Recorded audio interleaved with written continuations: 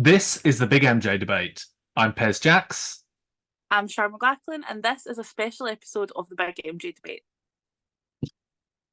Beginning previews in December 2021, MJ the Musical opened on Broadway on the 1st of February 2022, receiving mixed views from critics but high praise from theatregoers. Since opening on Broadway, MJ has made $193 million to date and been seen by 1.2 million people. It has become the 25th highest grossing Broadway show of all time. Its success and profitability have garnered worldwide interest, and in March this year, MJ the Musical opened at the Prince Edward Theatre in London's West End. Miles Frost, who became a Tony Award winner for his role as Michael, reprises the role in the 1,700-seater theatre. With productions due to open in Hamburg, Germany this year and Sydney, Australia in 2025, MJ the Musical has become a theatrical powerhouse, opening the public up to a side of Michael Jackson they may not have known. But what about Michael's loyal fan base? How does this musical fit into our already eclectic community? Does every fan love the show? And is there space for a difference in opinion? Well, we're about to find out. This roundtable discussion brings together a mix of Michael Jackson fans who represent differing viewpoints on MJ the Musical. We want to ensure that all voices within our community can be heard, from which other fans can then make informed decisions. So we're going to welcome in shortly 6 extra guests, which is the biggest number we've ever had on this channel, and has just come together very quickly. But I think we have found a really interesting broad group of fans that can bring a lot of different viewpoints that perhaps you and I can't offer this time. I think people will be relieved that we don't have to just listen to the two of us. But I think it's going to be a really interesting discussion and represent viewpoints that, I mean, definitely we don't share, but we're all up for getting our mind changed. I'm excited to hear what people have to say. Do you think with this, obviously we'll address our position on MJ the Musical. So we have both sort of shared the same viewpoint that we weren't best pleased with the comments made by the writer of the show. And as a result, that's kind of put us off of wanting to see it. We are both, I think it's fair to say, struggling with how we balance what this person said, and we'll get into that, with being able to enjoy the show. And how people have managed to separate the two, because we haven't found that balance yet. Yeah. I think I'm really interested to see what other fans say, because they do have that loyalty to Michael where critics don't. And I feel that fan to fan, we could probably have a better discussion as opposed to someone who was maybe impartial to Michael. Yeah, I agree. I think this is the best approach for it. Yeah. So I mean, I am certainly not standing with my feet firmly in the ground. I want to have my mind changed. I'm hoping that that's the case. And just to be clear, this is not like a sign on the front of the table on a university campus saying, "I think this changed my mind." This is No, really definitely. this is really Definitely not. about this is really about us having like an open discussion, and as I said in the introduction, giving air to multiple viewpoints. Because one of the questions we're going to discuss later on in the round table is, does our community accept different viewpoints when it comes to Michael's work? Look, I know we beat each other up over this song's better than this song, and this album's better than this album.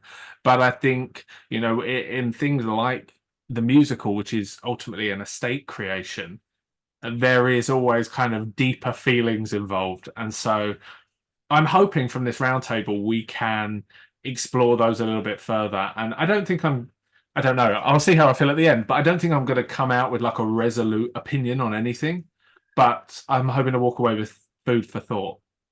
Yeah, definitely. I think it will definitely spark new thoughts and maybe give us, I don't know, this could spark a whole other episode or a whole bloody series. Who knows?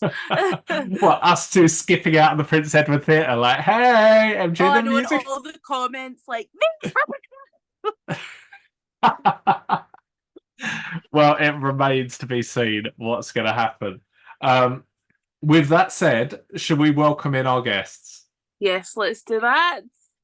I just want to make this clear to all of the panel and the viewers that this is about our own personal opinions and it's not about forcing our opinions on each other. We want this to everyone to have their say, but we want it to be done respectfully, and it's not about catching anyone out or trying to change people's minds. We just want to make sure that we have a great discussion, but we're keeping it at bay. I know that Pez and I can really go back and forth, but obviously a lot of that is jest and definitely not. It's not about catching anyone out. I think, to be fair, we're very much on the same page on this musical topic, so we're not going to be able to drag each other. For once. For once. I know, it's like MJ, the big MJ agreement. So, as we mentioned, this is a bigger panel than we're used to having. So, let's introduce our special guest co-hosts for this episode. So, we have Eve. Give us Hi, a wave. everyone. We have Vince. Hi, everyone. We have Nick. Hello. There's Carolina. Hello. We've got Richard. Hi there. And up in Scotland near Shah, we've got Joseph. Hi. You two are near each other, right? I didn't just make that up. Very No, near, but- like 10 minutes. The, All right now. the Scottish army is getting bigger on this channel, I've noticed, and it's Yeah, not watch subtle. out. So, as Shah mentioned before, we're going to try and keep this nice and clean. It's not a blood sport, and we're going to kick things off. So, for those of you that have seen MJ the Musical, can you share your initial thoughts on the show? Richard, why don't you kick us off? Because you look ready and raring to go. I do. Okay. So I went into the musical with some trepidation for some of the reasons that I'm sure that you will mention. But one of my biggest concerns is I don't like watching Michael Jackson impressionists, right? I've never been to see one. I have no interest. I've been a Michael Jackson fan for a very long time. So I was very, very nervous going in, but I really wanted to see what they had on offer. And I had heard good things about it. And I was pleasantly surprised. It took me about 5 or 10 minutes to sort of settle into it, and then I was totally into it. I thought it was a very sympathetic view on Michael's life. I thought it did a very good job of communicating some of the reasons for the things that he's done in his life or for why he was as good as he was. And I thought it was brilliantly staged and brilliantly acted. So overall, I came away with a very positive view of it.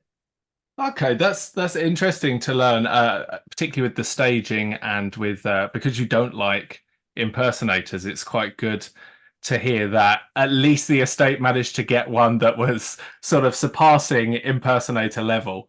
I think I'd actually just say one thing. Sure. One of the things that struck me as someone that, you know, probably like everyone on this call, I know Michael's every move. They didn't try to just do a copy of everything. It was his spirit, but I think they took it to another level and turned it into something that was a bit innovative beyond just an impressionist show. And I think they did a really good job of that. Eve, I can see you nodding in agreement. What was your experience of the show? Yeah, I've seen it last year the first time in New York, and I was also like not 100% sure, will I like it, will I not like it, because same as Richard, I'm not a huge fan of impersonators. And I have to only agree that it doesn't really feel like impersonating Michael. They put a lot of their own into the show. And I have seen in New York Jamal and Miles, and both of them you can see do it a little bit differently. So it's not really like going to see an impersonator doing a Michael thing. I just felt they put a lot of their own into portraying Michael. And is that something that you think is a good thing, to put their own spin on Michael? It doesn't take away from Michael. So I think, yes, it's not like, I would say a non-fan person wouldn't even know that that's something they put in themselves. And it's in a really like subtle way. and it still doesn't take away for fans thinking like that's not a Michael move and that shouldn't be like this.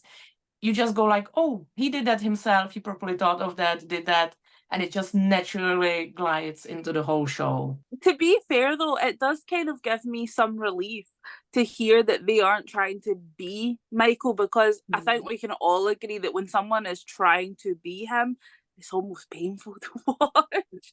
Yeah. But Yeah, but don't you think that's the whole point? They're meant to be Michael. It's Michael Jackson's story. I know, but it could never be Michael. No one could Yeah. rival Michael Jackson, so it could never No. be him. So they haven't even tried to be him. It's his spirit. It's based on his dancing, but it takes it to a different level. That maybe, and it sounds like I'm not alone, it gives you a sense of comfort around it. That they're not just doing an impression of him. There's an interpretive quality to it, and as a fan, it actually relaxed me and allowed me to enjoy it in a whole new way without feeling like someone's just trying to rip off Michael. Sure. Yeah. Nick, you've also seen the show. Tell us about your feelings on the show. Yes, I've been in London last month for the premiere. I was there. I was very skeptical in the beginning because I thought that that will be something like MJ Live. You remember the show that used to be in London theaters. But when the promotion came to me that the show will be in London with Miles Frost, with somebody that I think is very talented, I think that it's a great opportunity for me to be again close to Michael and close to something that it's sounds huge, looked huge to me back then. Then I noticed in MJ Vibe that Noted said a lot of bad things about Michael. First of all, let me state that nobody can compare to Michael's artistry. Nobody can compare to his imagination, his way of seeing things. So I've been there with open mind, and I thought that this show has nothing to do with Michael Jackson's real life. Has nothing to do with what Michael told us and his thoughts about his way of living, his artistry, his family, and his mental state, let's say. Okay, I don't want to be bold. It's very early in the conversation, but I thought that this show described Michael like a crazy person, addicted to drugs. Michael never said something like that to me. And the most bad thing about this show is that they're showing Michael's parents giving him drugs in order to perform in Victory Tour and gain profit. So they're presenting a way of Michael and a way of his family that I don't think that Michael or his family will never accept him. And that's, I can understand it because the person who wrote the script has nothing to do with Michael. And on the other hand, it's something like we hired Dan Reed to write a show for Michael Jackson Live.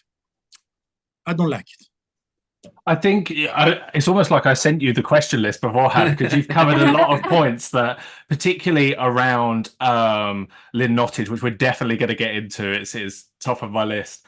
But it's very interesting about what you say about this is, written by somebody that never had any interaction with Michael whatsoever.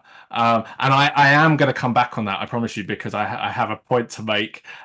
Vince, you said to us you were very 50-50 on the show. So I feel like I've got a couple of positive guys here, and we've got Nick, who's not so keen on the show. What was your impression, and what made you 50-50 on it? So I said that, and I kind of made a list of like what I thought was good and what I thought was bad. And what I think it's turned out into is more of a bad list than a good list. So I don't know if that's a good or bad thing. I think, as agreed with Miles Foster's performance was amazing to me. I thought like that's the best I've seen someone be Michael as such, the voice and the little mannerisms in his hands and stuff. And I'm quite critical of certain things. And my wife all the time was elbowing her saying, "That isn't right. That isn't right." She's like, "Shut up, just watch it." So so I was quite critical, and I thought there was little things in like hand movements and things that I noticed when people try and be Michael. I was like, yeah, that's spot on, that's good. The music obviously is wow. And that's where I think the buzziness of the good comes from with me. It's not a John Branca musical, which I think is an amazing thing. Give him time. He's got a biopic coming out next year. He's got time. Where I think it falls down for me in a lot of regards is take Michael's music out of it, it doesn't hold up. I'm really confused with the story that's they're trying to tell. It's like a mini biopic up to a point. And yeah, and like I say, these I know because it's not made for me, because I'm like, you know, oh, he wore that coloured tape on his fingers in 1984. Yeah. So things like it's all based on this MTV crew filming the rehearsals. Well, we know they did The Dangerous Diary. It wasn't the rehearsals, and it just seemed a bit out of place. So I think if someone wasn't a hardcore fan and they then researched that, they'd almost be a bit disappointed to say, oh, well, I can watch these rehearsals, but these rehearsals aren't what I saw on this stage, and things don't match up in that regards. I think it's an interesting point, because one of the where I've been confused with it, and the limited, I wouldn't say limited, but the interactions I've had with the show, having not seen it, is that I don't understand what it is trying to be. Is it trying to be a life story of sorts to educate people on Michael Jackson? Is it trying to be something that takes elements of Michael's life to create a new story to get you to feel sympathy for him and understand his struggles? Or is it just something that Lynn Nottage woke up in the middle of the night and thought, oh, this is a good idea, I'll say that? And that's really where my sort of struggle with it has been, because I almost feel like it's being marketed as this happened, as opposed to we've taken a lot of ideas and created this wonderful new story. And I think, you know, we see the same with biopics as well. People come out of a biopic and they go, oh, did you know that in such and such, Freddie Mercury did this because I watched the Bohemian Rhapsody biopic? And it's like, well, actually, no, that's not what happened. And I mean, we're going to have that next year. So, but I think for us as fans going into that, we know how to sort through the mud and find, okay, well, that happened, as you said, some little hand gestures or whatever. But other people don't, and that is maybe where I'm kind of, I don't think it's clear on what it's trying to be. Yeah, and for me, something my wife said, that I said to my wife after, like, again, kind of doing, I almost feel like I had to do research on what I'd already watched, because I found the actual show forgettable. Remember the pieces and the music, but the play side of things, I found a bit forgettable. Yeah, it's a musical. Why do you go see a musical? It's not a biopic. It's not a factual play. It's a musical. You go in to listen to music. And I have seen loads of musicals, and I never questioned if the storyline is 100% true, because for me, the main part in the musical is the music. Do you not think, though, if you look at, I'll give you two examples. So you've got the Tina musical and you've got the Queen musical. The Queen musical is a complete fantasy story set to Queen's music, We Will Rock You. And the Tina musical is positioned as a biopic of sorts. Do you not think that by presenting a musical and calling it MJ the Musical, people are going to go thinking it's a biographical play? But it is in parts. So it's not like a completely made up story. I think it's a biographical musical, and you can enjoy the music, but it's also telling the story of his life and the trials and tribulations he went through and the pressures that he was under. So I think I think it's actually a lot of what you said, Pez, but I'm not sure that that's a bad thing. To me, it was a biographical, a musical, and I think the MTV thing was obviously a plot telling device. Is that what you call it? It's a way of telling a story with it's narrating it, but through a couple of actors on the screen in something that wasn't true. But I'm sure people who don't know Michael might come away thinking that that is something that really happened in real life, which I'm not unaware that it did. I don't think it did. But I just took it as a device to be able to help to narrate the story.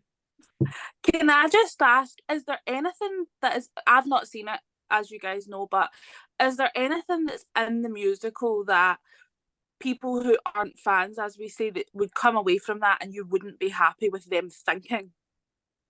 Yes. Yeah. Yeah.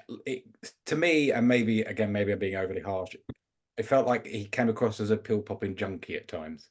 Really? Yeah, the pushing of the pills seemed really obvious all the time, and it was like, I don't think pills were his choice when he did need pain medication. I'm not 100% sure on that, but it just seemed like and it was like spotlight, he's taking another set of pills.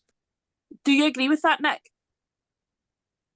Okay, first of all, let me answer to Pez's question. I don't think that this is about biopic, neither a musical based on science fiction. I think that their thinking was only to please the audience, and let me say that they find a vehicle to gain a lot of money. I used to be not supportive, but neutral about the state practices. After MJ the musical, I'm very skeptical. And regarding your question, Michael never told us that he's taking or he's not taking pills. This is his personal life, and this is something that, as fans, maybe it's very tasty to learn about it. But I don't think that it's something that has to bother us. His personal life, we always love him, even if he was taking pills or without the pills. And the fact is that they try to present a drama that we don't know that ever existed. And I really don't like facts that are everybody knows, that are presented in the musical in a very different way. I don't want to be, the one that will judge the state. Okay, since they are the only way to have new Michael material right now.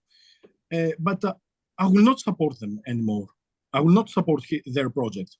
I will not, even if MJ the musical tour to my city, I will not go and see it. I will not buy their memorabilia, and I will be very skeptical regarding the upcoming biopic film.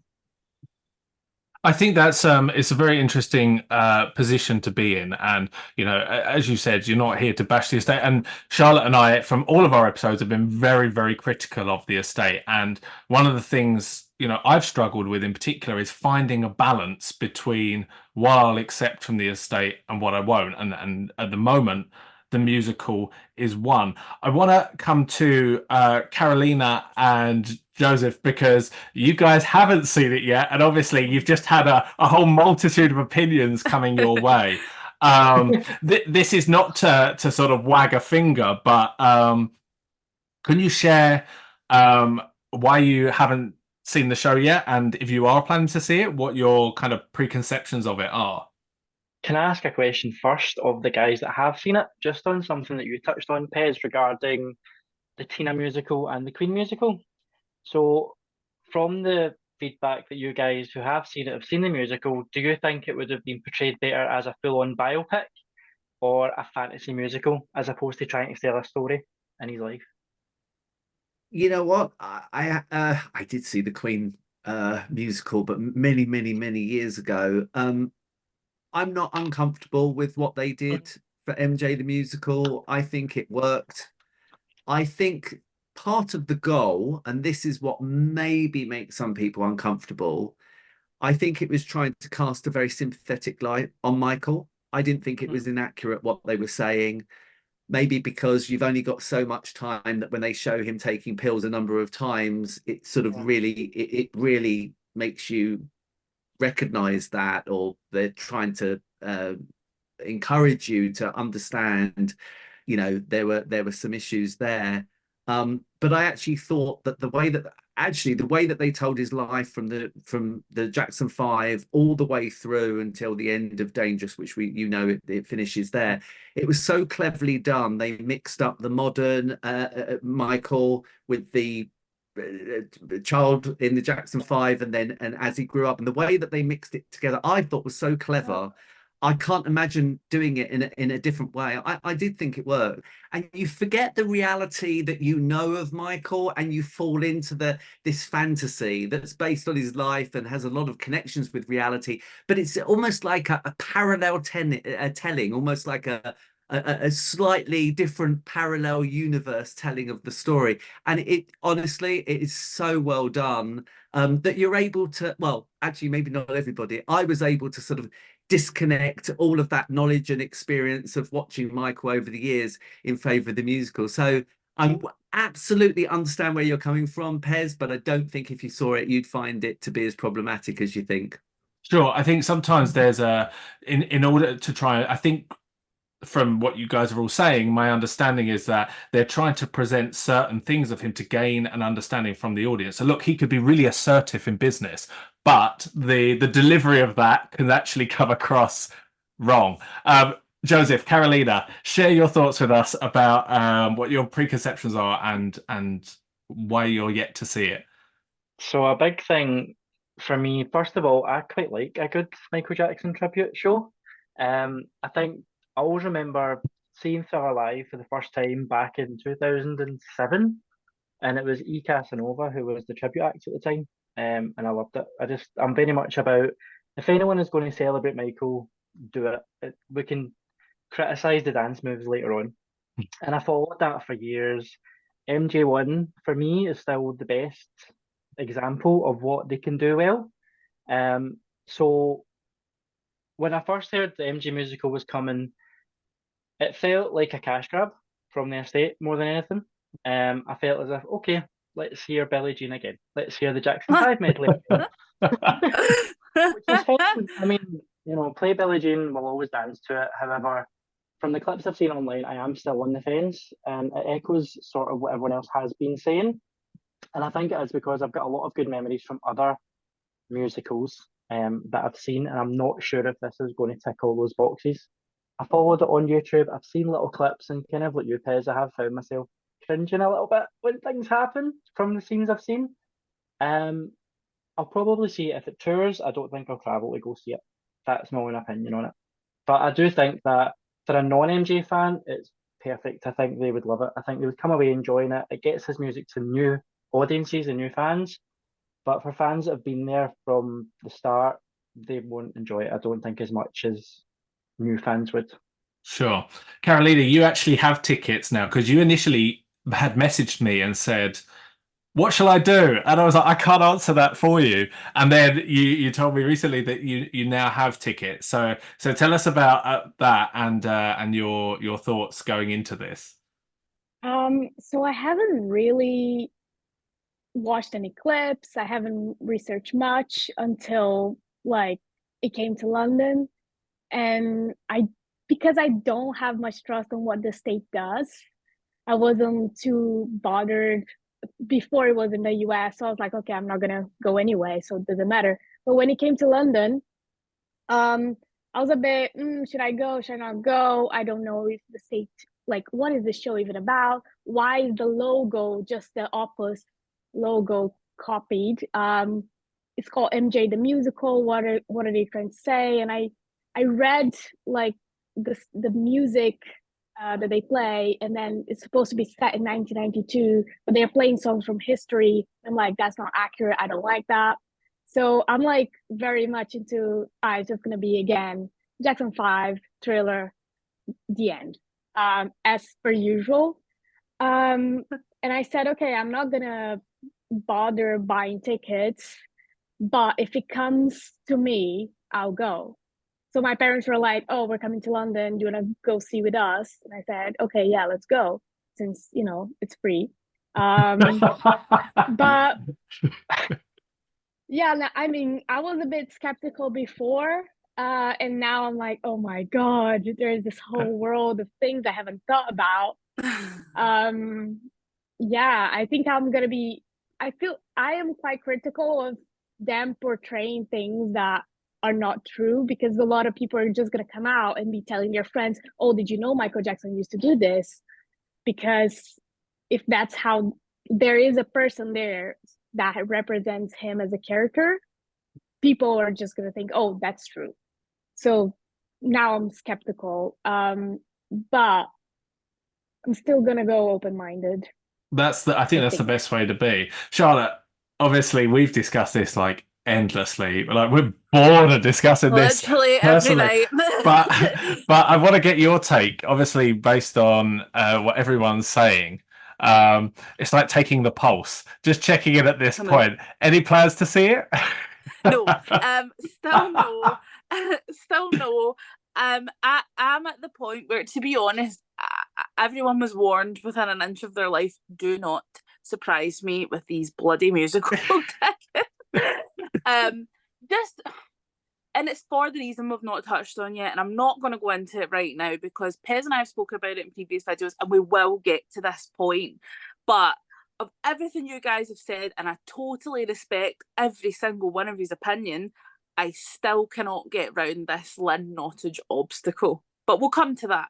Yeah. What about you? Yeah, I'm the same as you. Okay. You know, the Lynn Nottage obstacle is obviously the biggest factor for me. When the musical was first announced, you probably find it on Twitter. I was like, oh my God, yes, musical. I'm there. I'm doing West Coast with MJ1 and East Coast with musical. It's good. Like, I think I even messaged you guys and like, right, we're doing a trip. We're doing Vegas. We're doing New York. We're doing it all. I was totally on board with this musical and I was ready to go and embrace it.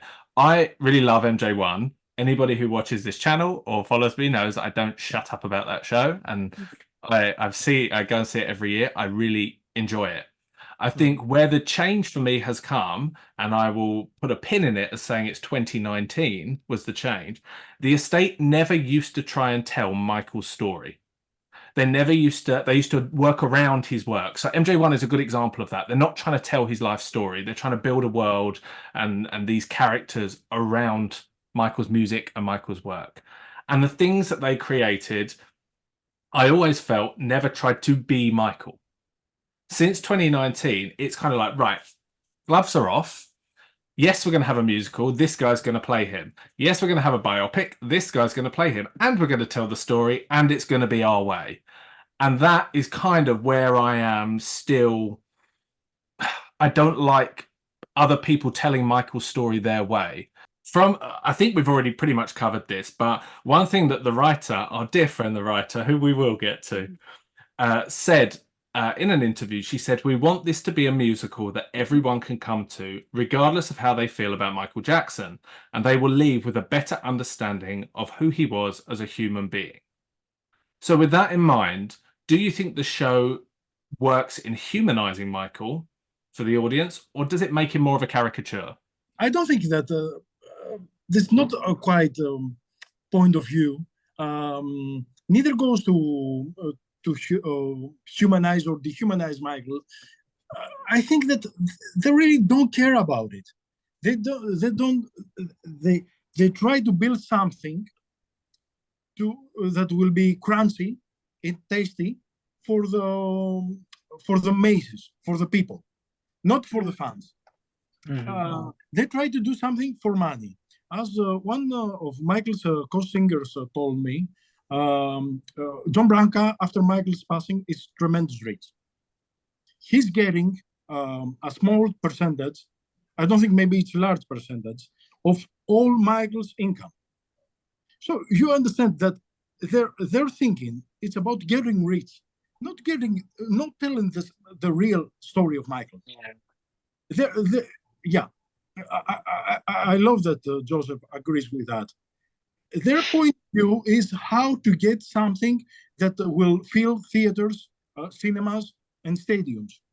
Not something that is for the fans. that it's the real story of Michael, and it's something that presents the way that we know Michael.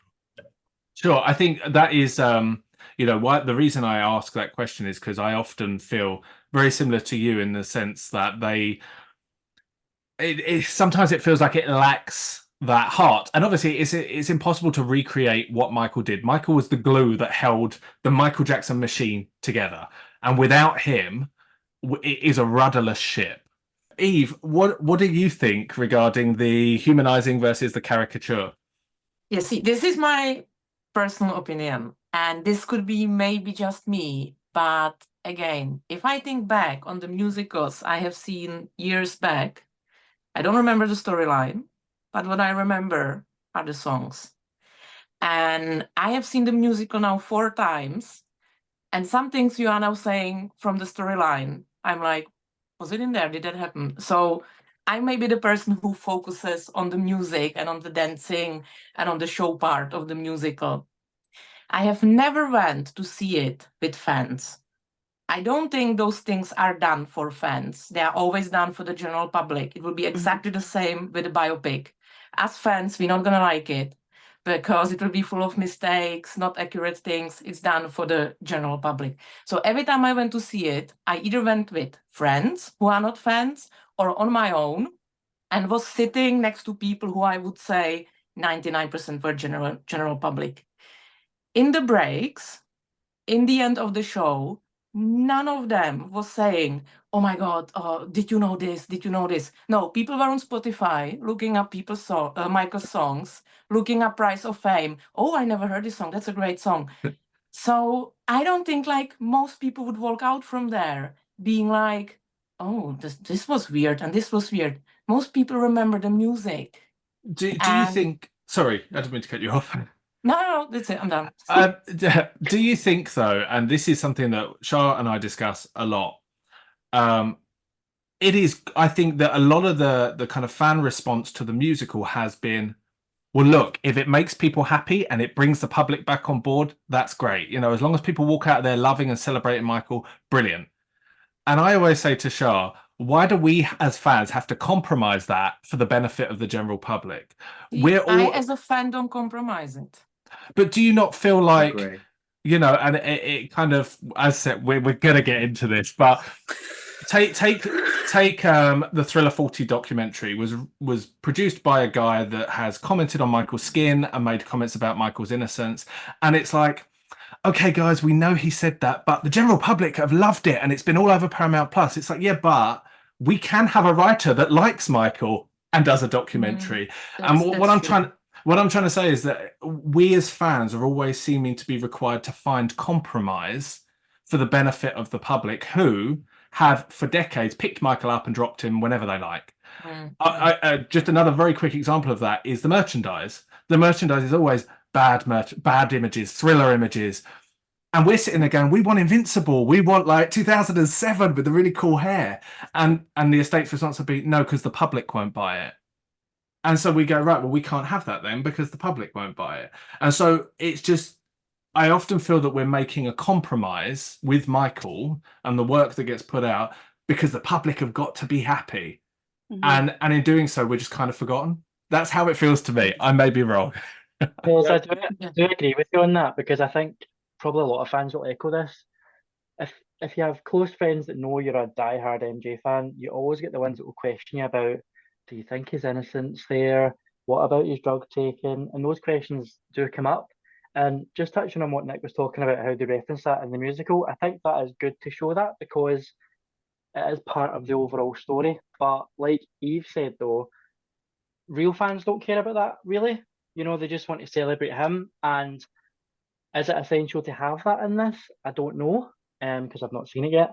But yeah, I kind of agree that they keep focusing on trying to bring in new fans, but they're forgetting about the fans that have been there from the start. Mm-hmm. And I think that is what they're missing. They're missing that point.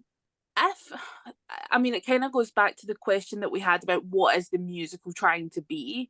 But to be honest, I would quite happily take the musical. If we're going to focus on music, I'll take the music without the story.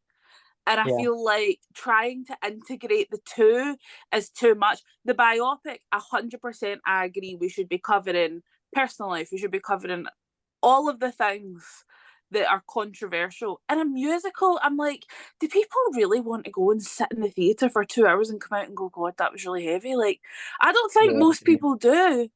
I couldn't agree with you more, but they don't when they go and see this musical, because there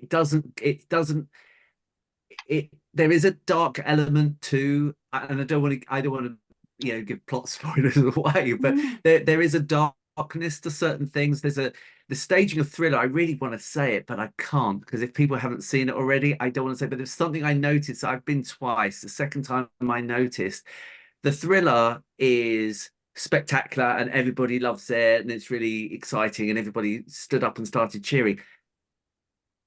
If you do go and see it, watch it very carefully. It's really very dark in the messaging it gives, but it's not so dark that you don't enjoy it. There's funny moments, there's neutral moments, and there's some very sad moments, including one that's a real tearjerker. But nothing is too extreme on the motions that you don't come away elated and excited. And the crowd, I have to tell you, the crowd went ballistic in both times I went to see it. I've never been to a musical and seen that response. And the last time I went to see it was last week, actually, the second time. And so all the fans and all the people like, me have already seen it. But still the crowd was going absolutely nuts. So Charlotte, I don't think if you went to see it, you'd feel like, oh my God, that was really dark. I feel really depressed by it. And I don't think anyone else would come away thinking that. I love a good dark moment, but I just feel as if sometimes it's all a bit much. But no, I've got to say that you're very convincing. Eve, you mentioned previously that it was about the music when Vince mentioned the story and Nick mentioned it. You said, I didn't even see that. Richard, when you're saying the reaction is like electric and they do this, don't you think that's just because of Michael, not because of the show? Like, are people really engrossed in the show, or is it the power of Michael Jackson's music that's doing that? It's really interesting. So I don't know if I can articulate this. My wife and I, 2 days before I went to see MJ the musical the second time, went to see Moulin Rouge. And I love the film Moulin Rouge. And there's some moments in Moulin Rouge, the film, I absolutely adore them. It fell really flat to me. There was a spectacle there, but it didn't have heart and it didn't have soul. And I know that Nick will probably disagree with me here. MJ musical had a lot of heart and soul, and I think it really elated the audience in that way. It was like osmosis. It went into the audience and got them really excited. So I know where you're coming from, but I think they did a really good job, such that it got the balance right. Can I come in about Thriller? Yeah. Because it's one of the things that I've wrote down as about a highlight. It's fantastic. The Thriller piece is brilliant. It holds up on its own. And I think that if you take anything away from the show, that is the one piece in terms of the staging, the dance, the everything about it. I would, spoilers, I wouldn't do anything spoiler wise, but it's worth in many ways seeing just for that. Because it's so well done, because it's not Thriller as such. So yeah, without saying too much. So where obviously I think part of it's the big buzz building to the song, because we know it's coming. And part of it is the performance. And without having Michael there doing the performance, it does stand on its own to some degree. The other thing I was going to say about Heart, there are a couple of moments that I think are good in terms of, obviously I didn't like the pill popping thing, but what I thought was good, and it was quite subtle, and maybe whether everyone picks up on it may be a problem. The interviewers from MTV, they stab him in the back right away. And it's quite clear what they're there for, but nobody else knows but us, the audience. And it's almost that thing of, oh wow, was that happening to him all the time? And it was, and we knew it was as fans. And it's maybe the public weren't fully aware of that whole Martin Bashir type thing that was going on. It's interesting that you raised that. A fan friend of mine who is also, she was a journalist, she's now a lawyer, but she is a brilliant writer, and I haven't spoke to her about MJ the musical yet, but she saw MJ1, and she said to me, I loved the show, But why do they always do this thing where they have to play on his whole relationship with the press and the paranoia of the press? And I never thought about it like that until she said it. She said, you know, you walk in, they're playing privacy. It's about that, and the press are running around photographing you. And instantly, when I saw the storyline for MJ the Musical, I was like, here we go again. This whole like MJ press dynamic. And I know obviously it is a big point in Michael's life and career, his relationship with the press. But ultimately, there is an element of the estate want to win the press over. As much as they claim, oh, you know, we don't care what the press, they do. They do. This is why after leaving Neverland, Branca went to Billboard with a 15-page PowerPoint document and presented to them. They want to win the press over. So I kind of feel like, you know, starting off by saying, oh, the press are bad. It's like, there go your critics. I know it's like same old tired argument, but I do understand that. I do understand, but I do think I agree in the sense that it's a common story, and every single rendition we get of Michael's life, the press are always coming into it. We've touched on this already, and that's why I said I feel like my questions have been seen. But as an audience, is it right to be presented with parts of Michael Jackson's life that he chose to keep from us, such as his addictions? I think I just want to kind of preempt the response by saying that it's interesting that we're in an era where there is a thirst for knowledge about artists we like or people we like, and we as fans want to dig and dig and dig and find out everything and know everything and have every piece of information about that person. When somebody passes away, it almost feels like, and this is not just exclusive to Michael, okay, well, now they're gone, we can do and say pretty much anything about their life because they're not here to say, no, I don't want that. So with that in mind, sorry, that's really mean, with that in mind. Is it right to present those sides of Michael Jackson for an audience, or should we keep it to what he wanted us to know? I think when you look at what they're putting out, I sometimes have in the back of my head, would Michael be happy with this? That's how I kind of think when there's new projects coming through. Would Michael enjoy this? And judging by what the guys are saying that have seen it, I'm not sure if he would be totally happy with it. But on the flip side, as what you said, there is that thirst for knowledge, and as time goes on since he passed, he's becoming more of an enigma. People are forgetting what he was like when he was here, and some of the fans, like Charlotte as well, being a bit younger, might not necessarily remember when, you know, albums launched, or, you know, being excited when Invincible launched and seeing all that happen. So there is that thirst to make him real again, and I like the fact they do that, but there is a very fine line. But easy answer is I don't know if Michael would be totally happy with some of the conversations. Can I just come in here quickly and say I absolutely agree. I don't remember. I was 3 when Invincible came out, so I don't remember it. But do you think, and just going off the back of what Pez said, do you think that a lot of the time when we are getting these renditions of Michael's life and they try and cover every single aspect, addiction, allegations, all the rest of it, do you think sometimes that we are doing that to almost, it's like they want to cover their back with the general public instead of going into it because the fans want to know about it? Do you not? I totally agree with that. I do totally agree with that, and it's what you've been saying from the very start as well. It's like we're always trying to justify things to the general public. It's like they know Michael's music. They don't need to see Thriller again. They don't need to see this. They don't need to know his backstory. Celebrate his music. But no, I totally get that. I think they need to stop trying to justify something that doesn't need to be justified. We're now in an era where people are almost watering Michael down to make him digestible a lot. We've spoken a lot about why there's no Michael's face. It's always silhouettes as logos. There is a very, very subtle erasure, I feel, and Pez has said this too, of Michael as a person, and he's going back to Michael as in his own words, personality. And a lot of the time, I feel that when we are trying to cover every aspect, it's almost done in a shoddy way to try and be like, well, we did cover the allegations, well, we did cover the addiction, and it's like, but was it necessary at every point? Would you rather Michael was presented then more as a personality or as a person now, and what they're trying to do with his image? with the musical, I feel the focus should be on music. With Yeah. the biopic, I 100% feel that the biopic's job is to humanise him. If anyone saw the Elvis biopic, I thought the Elvis biopic did a phenomenal job at humanising Elvis as a person. And I'm not really even a major Elvis fan. But I feel that it's the biopic's job to humanise him, not like an hour's musical. I mean, I even think, how is a 4-hour-long biopic or 3 hours or whatever it's going to be going to do that? Yeah, Yeah. I think that's with the musical, wouldn't it have been great to have been set in like a recording studio and gone in and learned about how he put music together and built it around that, instead of having like a press camera come in and capture that moment and interview him? They could have really just taken it, as you say, to the art and to the music. From my personal opinion, like as like a 7-year-old, I wrote scripts for musicals that were based on Michael's music, and they were fantasy.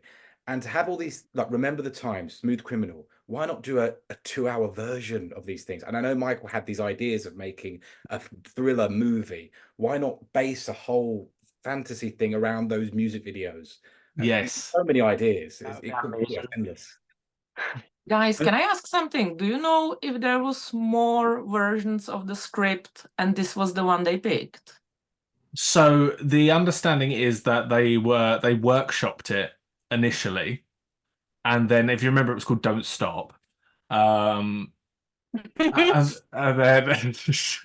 do remember that. Sorry. The reason I laugh is because I don't know how, but I think it was you, Pez, that was one of the first. I think you were the first people to find it, and it had 2 people following it, and it was me and you. It was. That's the only reason I still follow it, for that point. But it was called that. And then I know that in 2019, after that TV movie, there was a lot of conversation about them going back and looking at how the story should play out.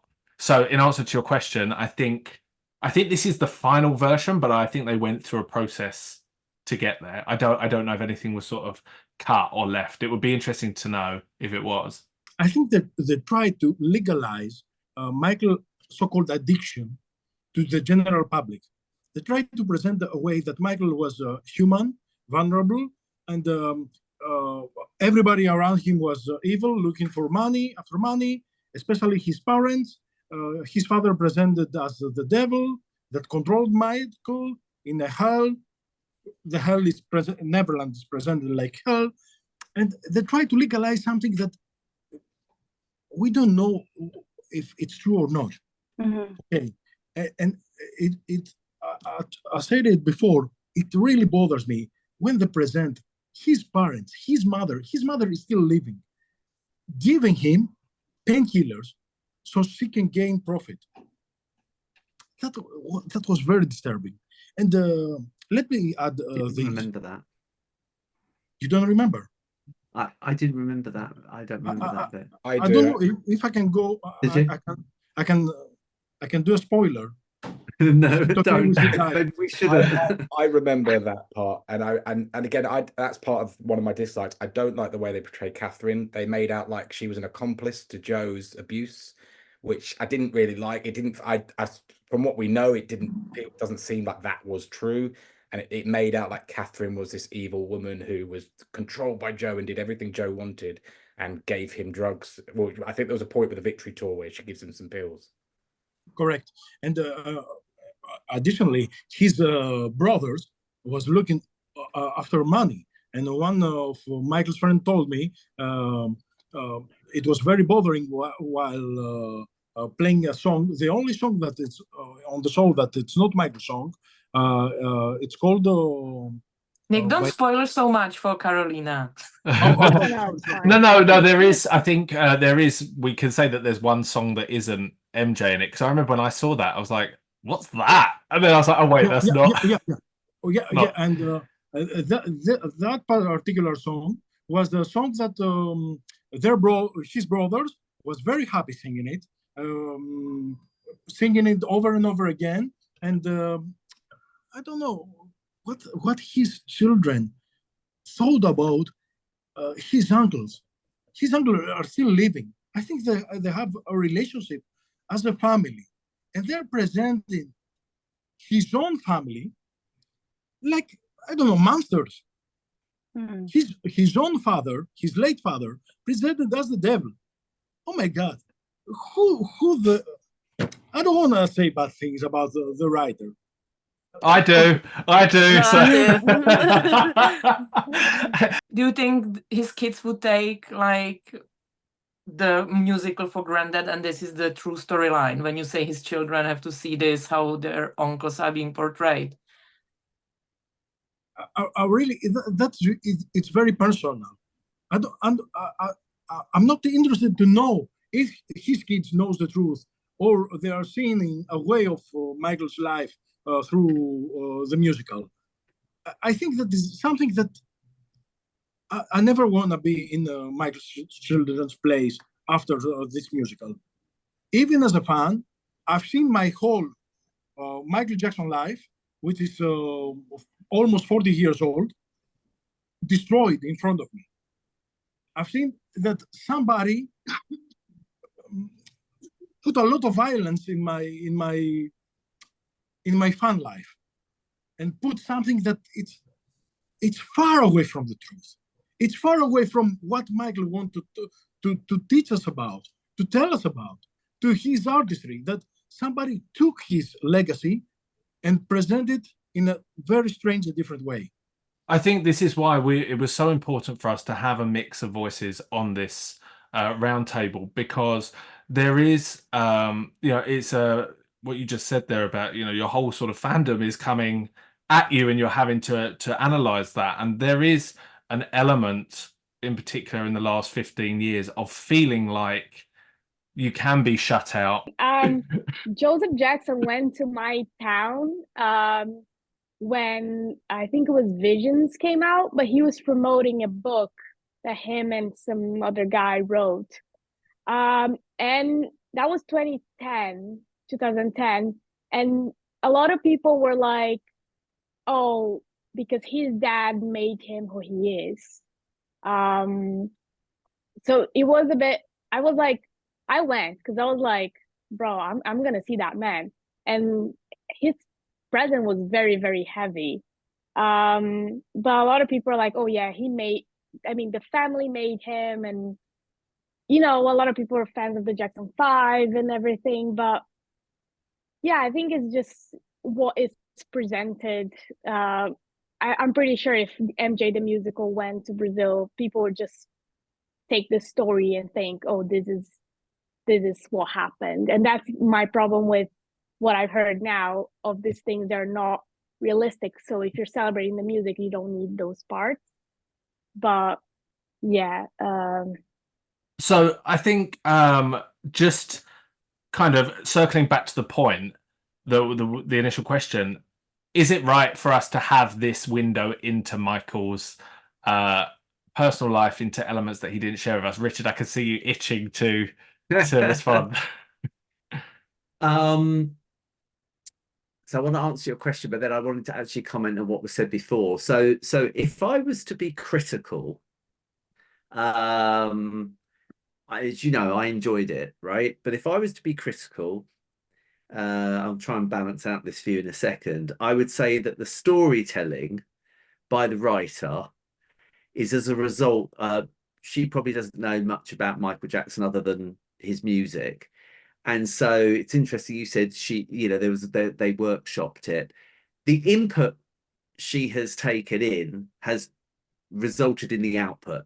And the input, I sense, is probably heavily guided by those in charge of the estate and what they saw in the time that they were dealing with Michael. And what it reminded me of was, I know it's a little controversial, but the book by J. Randy Taraborelli. And I reading that and John Branca's involvement in Thriller and the deals that he did and the Victory Tour and Joseph encouraging. By the way, I do remember Catherine giving the pill now. You reminded me, but Joseph trying to get Catherine to influence Michael because she was more likely to influence him than he was able to. That I felt there was a thread of that storytelling in the musical. So it came from that angle. So it doesn't surprise me that where it came from. they have to take some angle on it. We can all disagree that about how much of that they relayed in the musical, but I definitely feel like she had taken in those stories from certain elements that were around at that time and had a certain view of the family. And it did at times make me feel a little uncomfortable because it was very critical of certainly of Joseph and of the family generally. And I think that's been raised before as a concern about it. So from that, you've seen it twice. Eve, you've seen it several times. Vince, have you seen it more than once? Just the once. My mum wants to see it, so I might see it again. So what I want to know is, without sort of digging into your life, what's your reasoning for seeing this show more than once? Is it a sense of feeling connected to Michael, or is it that you feel that, you know, there's nothing else MJ our side of the world, so that's the best thing I can sort of grab onto? What's been the driving factor between seeing it more than once? Yes, for me, like as I said, I'm not a impersonator fan, so I wouldn't go to those shows. I know, Pez, you're a huge one fan. I seen it once. Do I want to see it again? I'm not sure. But when I saw, I'm sorry. I've never No, seen it it. was This is just a great, shocking but take to me. comparing it to the musical, when I seen the musical for the first time, immediately after the show, I bought a ticket for another show so I can see it again. And I spoke with Miles Frost about this, and I said to him, I said, look, you are at the moment the closest I have to experience like some Michael vibes. And as I said again, guys, for me, musical is music, and I just enjoy the music parts. I don't see like the pill popping thing, like it's the main storyline of the musical. Did it have to be in it? Definitely not. But I don't think that that's what everything concentrates on. So that's why it's not really pulling it down for me. And I just find the stage show is done so well. The lighting, costumes are good. The guys portraying Michael are great. So I just love it. I'm sorry. I just love it. No, don't apologize.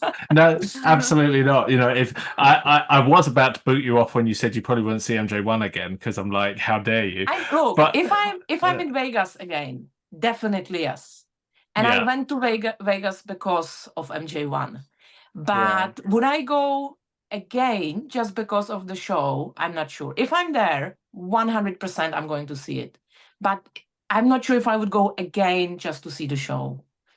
See, I did what you did. The first time I saw the show, I came out and bought a ticket for the next show, like the same night. I 'cause did I it was as like, well. Look, I seen it twice actually. I did it as well. I bought a ticket for MJ1 because I already knew most likely I'm not gonna see it again. Okay. Just out of interest, how many of you have seen MJ1? I've seen it. I have. Have you, I'm seeing Carolina? it again in June. No. Nick, have you seen MJ1? No. No. And I don't think that, you know, maybe if I ever be in Vegas, I will definitely go and see it. But I'm a bit disappointed from the state after MJ the musical. You know, I've seen Michael during history too, and I thought that MJ the musical will bring me closer to Michael so many years after the last time I've seen him live. I got plenty of tickets, about 12, and I thought I was buying 3 or a couple of more for This Is It in O2 in London. I don't think that this, I'm very disappointed after MJ the musical. I don't think that this kind of shows will bring me closer to Michael. Because I'm so confused. Maybe MJ1 is a brilliant show, but I don't think that it will plan a trip to Vegas, especially for this. Okay. Richard, you've obviously seen the show more than once. What's been your driving factor? It's nothing to do with getting closer to Michael because it's not Michael. And it's funny, I've got a picture of the Warhol image of Michael on my wall here. I've got one there. And here you go. Right. Was it from the off the wall? Yeah. Right. Okay. So that's not a picture of Michael. That's what would you call it, Pej? That's It's a like a print.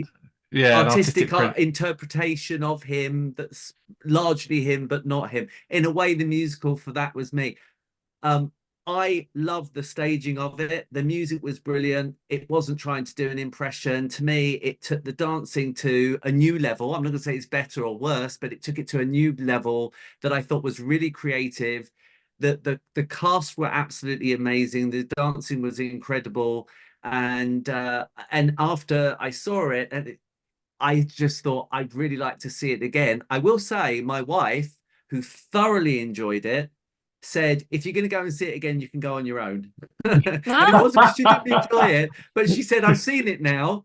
I don't need to So see it the again. second time around, I went with another friend who took the opportunity to go, and she thoroughly enjoyed it. But that they were my reasons. Is really, it's just a great musical based around someone that, you know, I've been a huge fan of for all my life. But it wasn't about getting closer to him. It was about just going and having a great couple of hours watching a musical.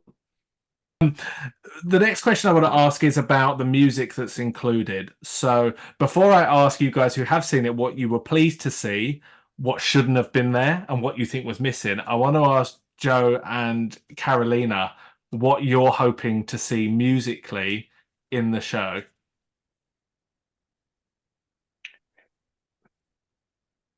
What I think excited me about the story was the fact it was set around the Dangerous era.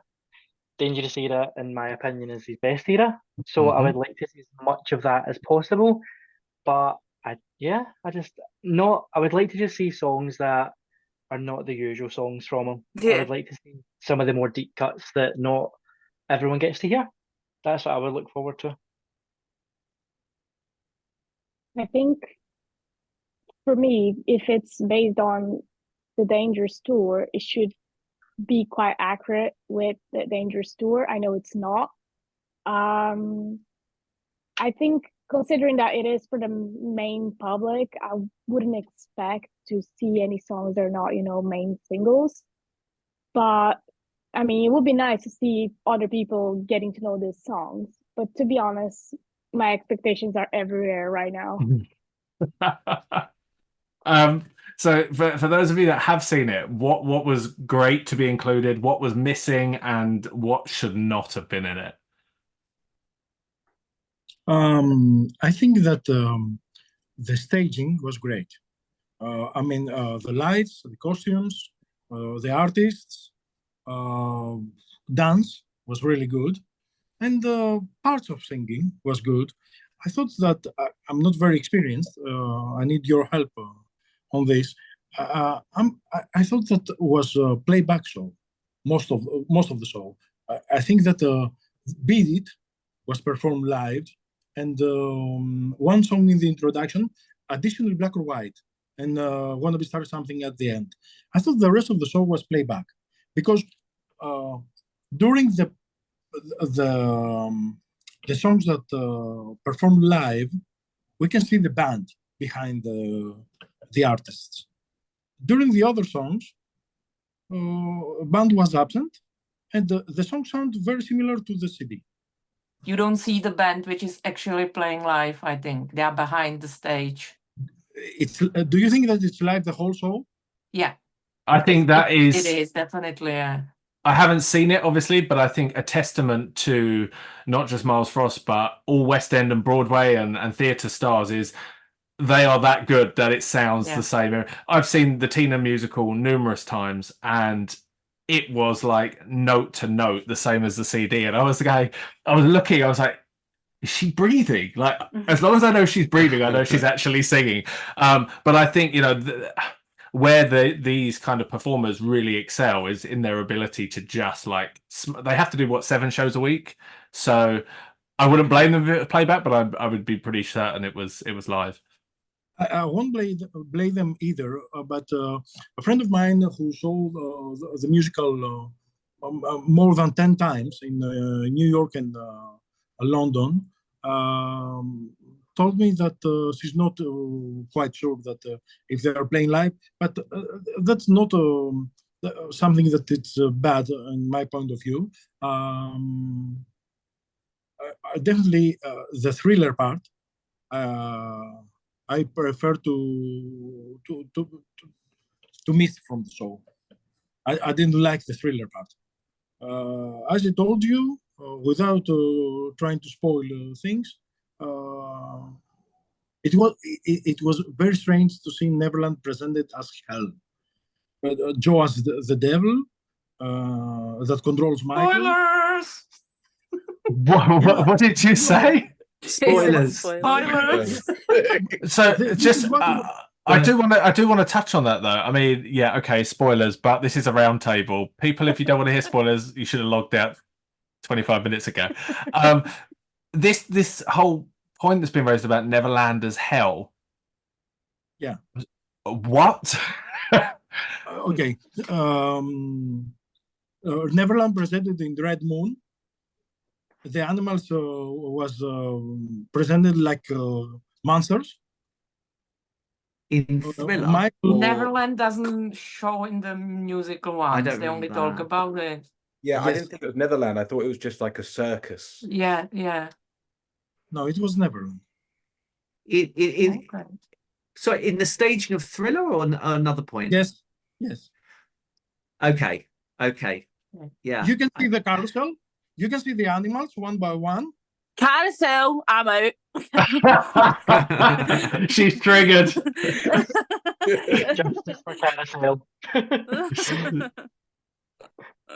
Okay, Nick, then you are one of the few who probably picked up on that, because I don't think Vince or Richard or myself would have said that was Neverland. Yeah, I saw it as a circus, and Joe was like the ringleader. Yes, almost like exactly. whipping Michael into shape. Yes, Like, yes. you're going to be my performing, you're my You are my puppet. Yeah.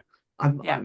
It actually only hit me the second time I went to see it. I would just say that there's a deeper, darker side to Thriller, and look at the costumes that the other dancers are wearing. I only noticed it the second time around, but that's not a spoiler because I'm not going to tell you anything more than that. I was quite sure that that was Neverland and not a kind of circus.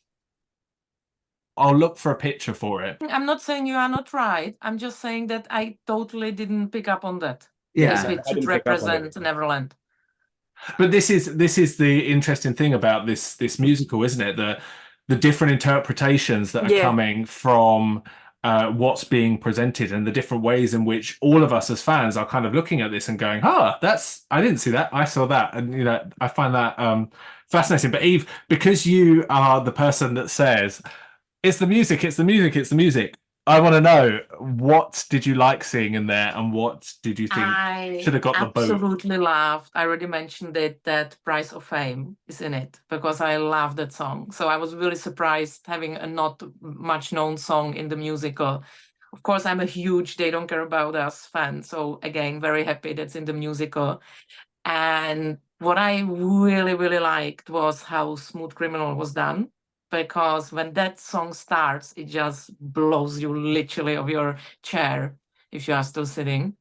So, and when you are saying which songs would I take out, I don't really have a moment in the show where I'm like, yeah, get it over.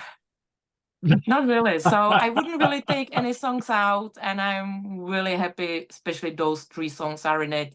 And mainly Smooth Criminal for the way how it's done, how all of a sudden what happens with the stage. And Shah, as someone who hasn't seen it, what do you hope would be in it? Oh, well, I'd love for it all to be Dangerous. I'd happily go and see Dangerous the musical, but I know it's not going to be that. I think as major fans, we're all tired of the same old Billie Jean beat it Thriller. Like, we want, as Joseph said, the deep cuts. We want the ones that are our favourites as fans. But to me, I'm like, oh, I wish it went further than Dangerous. And I know Oh, there's you're reasons just not saying this to. because you want You Rock My World. We all know it. Yeah, I do, and what? I knew you were building up to that. I was like, here we go. Well, I would love Invincible to finally get its flowers. I still don't feel Invincible has got the recognition it deserves. Can you Yeah. imagine a musical that has Whatever Happens in it? I would just. Yeah, I know. Like, come on. Amazing. Yeah. What? Yeah, but I can't see how that would work in the context of this. No. They'd probably have Quincy Jones riding in on a horse, like just. So we've mentioned it several times, and we're almost there. There's been two controversies that have surrounded the show. The first sort of main controversy was around the critics. No surprises there. Critics don't like anything MJ related, so we're really not asked with what they think. However, they said that they felt that the show doesn't address the allegations, and it should. What are your thoughts on this? I don't go. Oh, sorry. I don't go to see a show about a potential, if you're in that mood, paedophile. I go to be entertained. There are shows for that, and I'm sure you'll get arrested if you go watch them. So I'm there to listen to music and be entertained. I just don't get why you'd want to go to see a show surrounding that. I mean, there are plays, films about victims of abuse and things like that, and I get why they exist and why people want to watch them. I just don't think it's for the West End. It doesn't make sense to me why you crave to go see that. Agreed.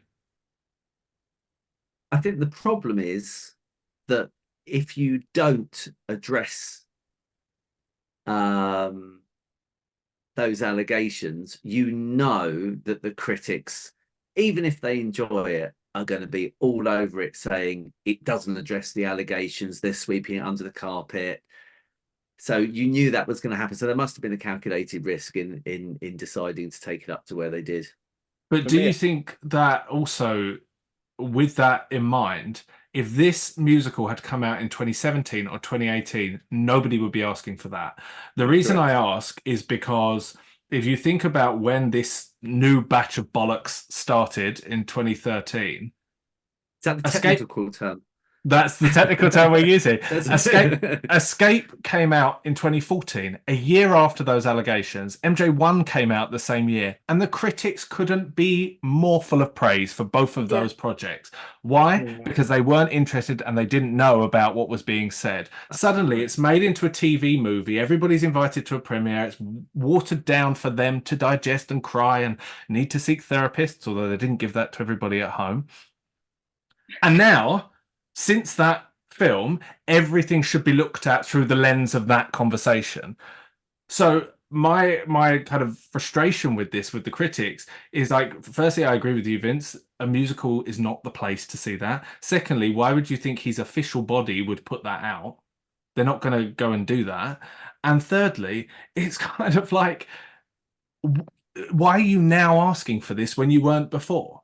Your interest is only based on a TV movie that you've seen and nothing else. And now you want everything in the Michael Jackson world to be looked at through that lens, which just shows to me how useless they are at their jobs. Because if they were that interested in it, they'd have started in 2013 and not 2019. Sorry, I realised that was a little bit of a tangent, but I needed to get it off my chest. So my answer to that is no, I agree with you. I don't think they should be included. I think it's safe to say that we are all sort of in agreement on that. Yeah, absolutely. Definitely. Yeah, it's no place for it. Somebody did say to me online, again, spoiler, so pause. Somebody did say to me afterwards that there is a nod to a situation with a family or something. I don't, obviously I haven't seen it, so I don't know how true that is. Yeah. It is. There's a little line about when they are talking about the expenses for the tour, just saying, and what's about his family coming on the tour. That's right. And that's it. See, That's that it. kind of makes That's me think, literally it. I'm kind of like, why did we even need that then if it was only a line? It's what you said earlier. It's ticking another box. Well, we've covered it. Yeah, it's like, yeah, well, we know. I eye think roll. stays as They're, well. they're pleasing the mainstream media again, and they're not pleasing Mhm. the fans. That's all it comes down to. But no one's going to know, apart from the fans, what that means True. anyway, right? A That's critic or a journalist watching it isn't going to have a clue what that meant, and they're not going to take any notice of it. They'll just move on, won't they? You know what? Now, actually thinking back, that was my least favorite thing in the musical, which I thought didn't have to be in it at all. This one line I felt it like was unnecessary, being just like slid in.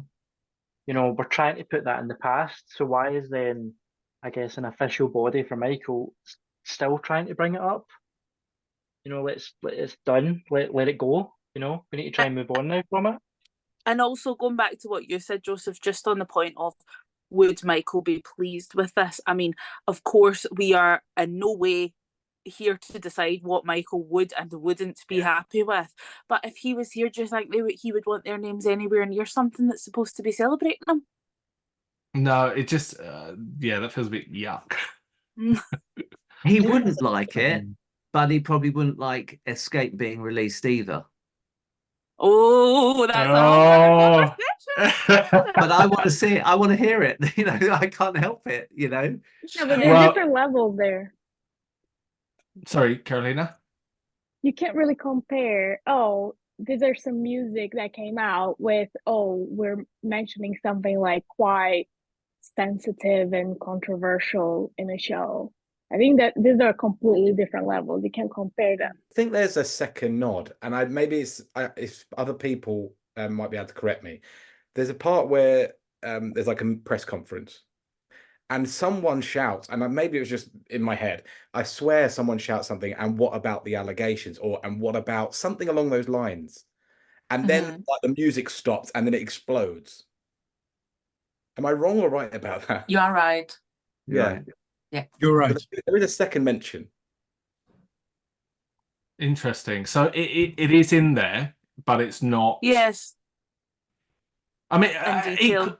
equally, I don't know what the critics were hoping to see, because if it was going to be in there, it would be from Michael's defense and in support of Michael's innocence. So if they'd have included it and it was portrayed in that way, they wouldn't have liked it. And it's not included and they don't like it, which, you know, is of no surprise because the critics are arseholes. I just think it's not Michael Jackson, the rebuttal, the musical. Like, we need to get over this now. Yeah. Totally agree. So the other controversy, which we are here, the other controversy is the criticism from a very small group of fans in the involvement of Lynn Nottage, who is the playwright.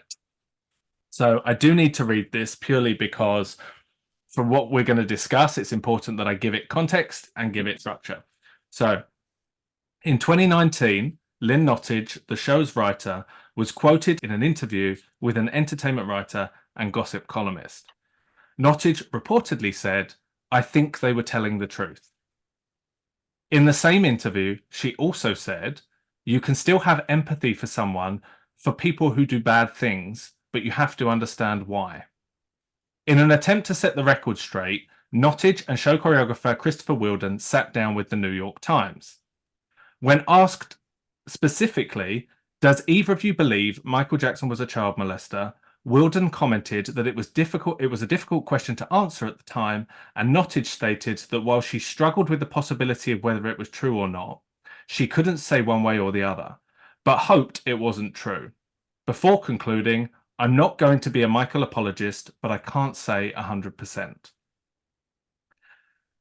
And to clarify her original position in the first interview where she said about telling the truth, Nottage said, "What I was saying was, and what I was getting at, is that the men came across as very believable. But here's the caveat. Were they ultimately telling the truth? I cannot say 100%, because I'm not judge and jury, and it's not my place to do that." So the question around this that we're going to discuss is, how do these comments make you feel? And is Nottage right not to commit to Michael's innocence 100%? As far as she's not the jury, she has to stick with the jury results and the jury decisions. When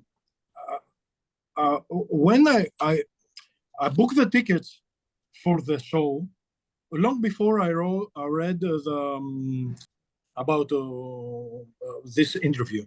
When I realized what I was planning to do and see, the first thought that I got was, "Oh my God, what I've done!" But it was too late to cancel the whole trip because it was a hotel, flight tickets, theater tickets, and of course my wife, who loved the show. And I think that MJ Vibe wrote it perfectly. These people has nothing to do with Michael, and they should not be in Michael Jackson estate payroll. Yeah, I mean, I wrote that piece because I think I called it "Do Stop, We've Had Enough," and that was the sort of premise that I went with. I'll share my feeling on it and then open it back up. Is Lynn Nottage right not to commit to Michael's innocence 100%? No, I don't think she is right. I think that first and foremost, as an employee of the estate, it is your job to defend the official position of the company you work for, which is that Michael is innocent. And so you should be required to toe that line. If any of us went and insulted our companies or spoke badly about our companies and they saw it, we'd probably be disciplined or fired. I also refer people back to Kenny Ortega in 1995 when Michael went back out on the history tour. 96, sorry. 95 when they started working on it. Nice save. If Kenny Ortega had gone to the press and said, I think based on 93, they may have been telling the truth, Michael would have fired him in a heartbeat. He wouldn't have been anywhere near that project because Michael wasn't going to have anyone around him that didn't support his innocence. To suggest that, Lynn being on the fence preserves the integrity of the show, perhaps for the general public, I don't think that's required. I think Lynn could have easily said, there is a lot of conversation on both sides. However, based on the information I've been provided, I'm inclined to offer him the presumption of innocence. That is non-committal, but it still says, I am offering him this presumption of innocence. Prove me wrong. But to sort of flat out say, well, I can't say either way, and I'm not going to be an apologist. It's, well, why not? You're writing the Michael Jackson musical for the Michael Jackson brand. You owe him this. You do. You owe it to this man. That's my take. So somebody else take the mic. Can I just add in, because I know that you guys have, Pez and I share a similar opinion, so I just feel that I would go a bit more dramatic than that and say that if you are not willing to commit to Michael's innocence in 100% of it, then you should be nowhere near the brand. And it also, to me, says more about you as what sort of person are you, as this is doubt in your mind that you are willing to cast aside for the benefit of what? Your money? This is a job you're willing to take, even though you think this may have happened. I'm sure as fans, we have all had the experience of, oh, so you're a Michael Jackson fan? Oh, so what do you think? And in those moments, I would always say back to someone, I put myself out there online. Every single one of us is doing it right now. Would you do that if there was a moment of doubt in your mind that Michael was capable of that? And I just feel that if you are willing to take on a job when in the back of your mind, this could be extremely corrupt to the point we're talking children. Yeah. That says more about you as a person than anything, I feel. Preach. Can we go a bit deeper in this conversation? well, I think this is the something Charlotte and I have been wrestling with a lot back and forward since the musical came out, and it's been very difficult for me to reason with that. I met Michael in the Prince Edward Theatre, so the very place the show is happening is where I met him. And so for me, it's really hard. Until recently, it was in my home city. It was in the place I met him, and there's a Michael Jackson thing happening there, and I feel like I can't go to it. She's right in herself to not commit, but then she should be fired in a sense. It's like, but at the same time, if they fire her, then the media would lap that up and say, oh, look, they won't get involved with anyone who has any kind of other views. But in terms of it, that's how she personally feels. Then, yeah, say how you feel, but you shouldn't work on this project. You shouldn't be part of this at all if that's how you feel. So her morals are potentially corrupt in that sense. And I think it's an interesting, a little personal thing. And don't throw stones at me in terms of stones. I have quite a big Michael Jackson collection, and in 2019, before all this came out, I was planning to sell most of it. And I've held on to it for the last like 4 years, saying I can't because people are going to think that I think something that I don't. So only up until like this year have I finally said, right, I can let some things go.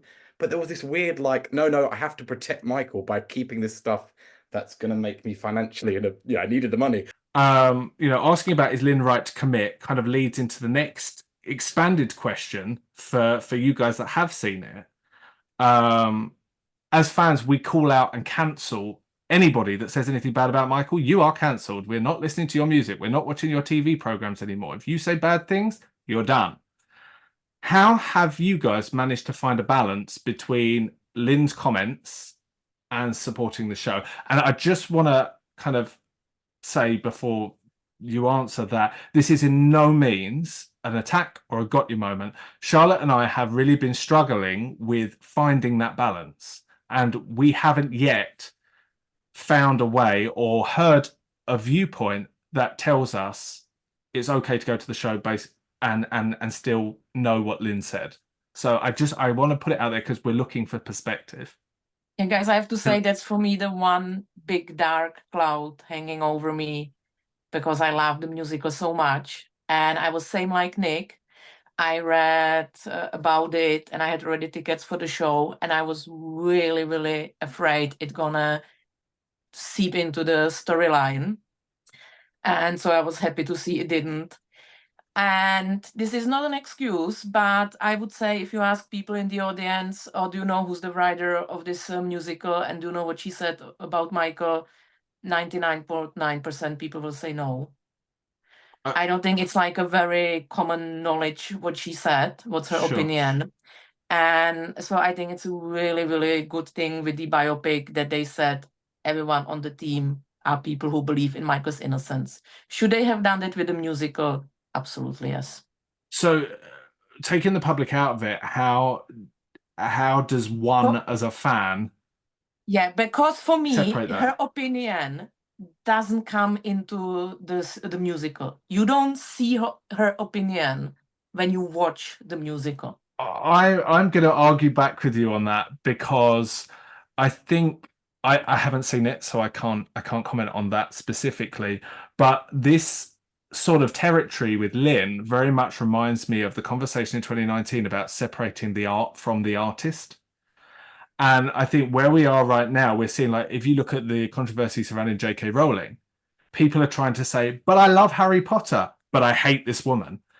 But I love the books, but I hate this woman. And unfortunately, you can't separate the two. She is Harry Potter. That came from her mind. And as far as I can understand, MJ the Musical is Lynn Nottage's book. She wrote it. It came from her mind. She was nominated for an award for that book because it's her story. If she'd have won the award, she would have been an award winning for her story. So that's why I know you're saying, like, you don't see her opinion in it, but the whole story is her opinion, surely. For sure, but Paz, you just mentioned her name, I don't know how many times, and I don't remember her surname anymore even. I know her name is Lynn. And so maybe I am separating it, but I don't even know how this woman looks. I probably really the person who separated it. And that's how I can excuse it to myself that I'm still going to go see the show next week, for example.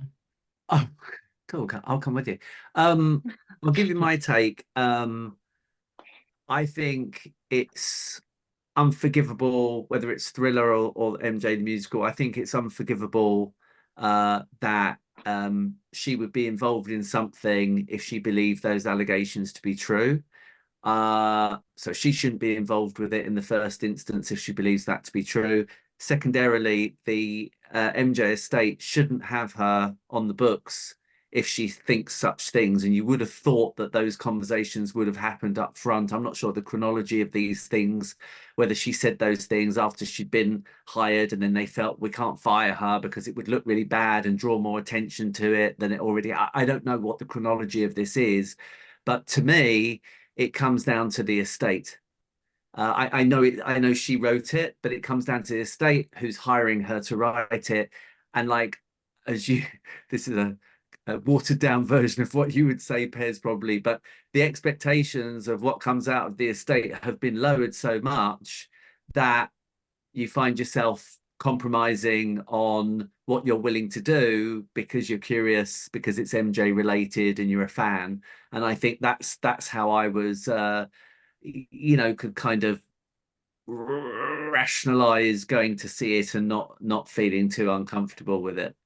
That makes sense. I'm just trying to find some sense of like where I can put my morals in this, because let's say, giving just an alternative example, like we mentioned Escape, right? So let's say that LA Reid, no, maybe not LA Reid. Let's say whoever's heading up that division now comes out in the public and says, do you know what? I think Michael Jackson may have done it, but there's some incredible music and we're going to put out an album next week.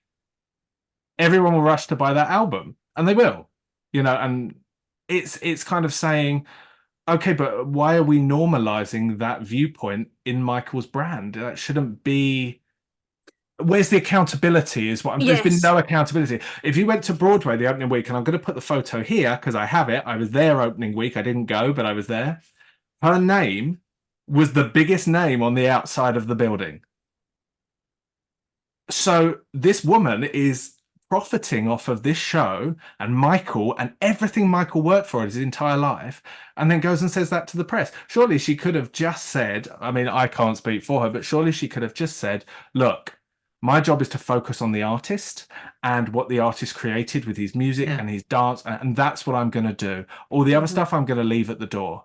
But the fact that she divulged that conversation and added to it, and I'm not going to be an apologist, as a fan, that got my back up. I'm not saying this is right, and I'm not comfortable at all with what was said, and 1,000,000,000%, Pez, I'm with you in she could have articulated this a different way. But then again, trying to look at the devil's advocate view, if she didn't say anything and she completely avoided it, is she in her mind worried that, Lynn, why are you not speaking out about this? And would that become another criticism? So it's weighing up where I'm going to get criticized from, and she's thinking about her career and what she's going to. So I'm sure there were a lot of factors that went into it. I'm not excusing it. No. Okay, don't. I totally get that. I think even the word apologist just gets everybody's back up, doesn't it? Because I'm sure we've all been called or made to feel that way at one point in time, and almost as if I remember an article that came out in 2019 saying, if you believe that Michael Jackson was innocent, you're a conspiracy theorist. And we were called for everything. And I think immediately it's like, oh, well, I'm not going to be an apologist. It's like, but you're insulting your target audience, and I'm not calling us apologists, but like, you're using the same words that people would use to berate us. Yeah, and I think just on that point where she said, were they ultimately telling the truth? I cannot 100% say so because I'm not judge and jury, and it's not my place to do that. Actually, it is your place because you are writing the musical. People are going to leave that show with an impression of Michael Jackson as written by you. You are an employee of the estate, so yes, it is your place to say. And equally, sorry. No, that's it. Go, please. And equally, thank God you're not judge and jury, because not only did Michael have a judge and jury who came out of this with the ultimate decision that he was innocent. What this says to me about you, Lynn, is that you are willing to put your morals to one side because you will ultimately get a paycheck out of this. So thank God you're not judge and jury. Just on the how you've managed to find the balance, Vince. How have you worked with this? I mean, for me, there is that thing, and maybe it's a bit, I don't know how to put it, childish or something. I just go, just push that back here, and I'm there for the music. I'm there for Michael, and I'm there. And again, it's almost like, and it's wrongly or rightly, I'm almost there to like defend him and say, come on, everyone. this is for Michael. This is his music, and I'm there for the music. And this is why maybe I don't like the whole storyline aspect of it, and why I'd prefer something fantasy or just music based. Get rid of the story, make it music, and then Lynn has nothing to do with it because she hasn't got a story to write. Yeah. So if it's purely music, and I'm there purely for the music, and I mean, I wouldn't go out of my way to see. I didn't go out of my way to see this as well. Put it that way. So I was going to a concert at the O2, and I don't live in London anymore, so it was like, oh, I might as well. And my wife's a big fan as well, so we might as well make a night of it. We haven't got the little one. Let's just go and have a good time and just concentrate on the music. So for me, it's just all about the music more than anything. Carolina, the only reason I'm not asking you this is because you do have tickets.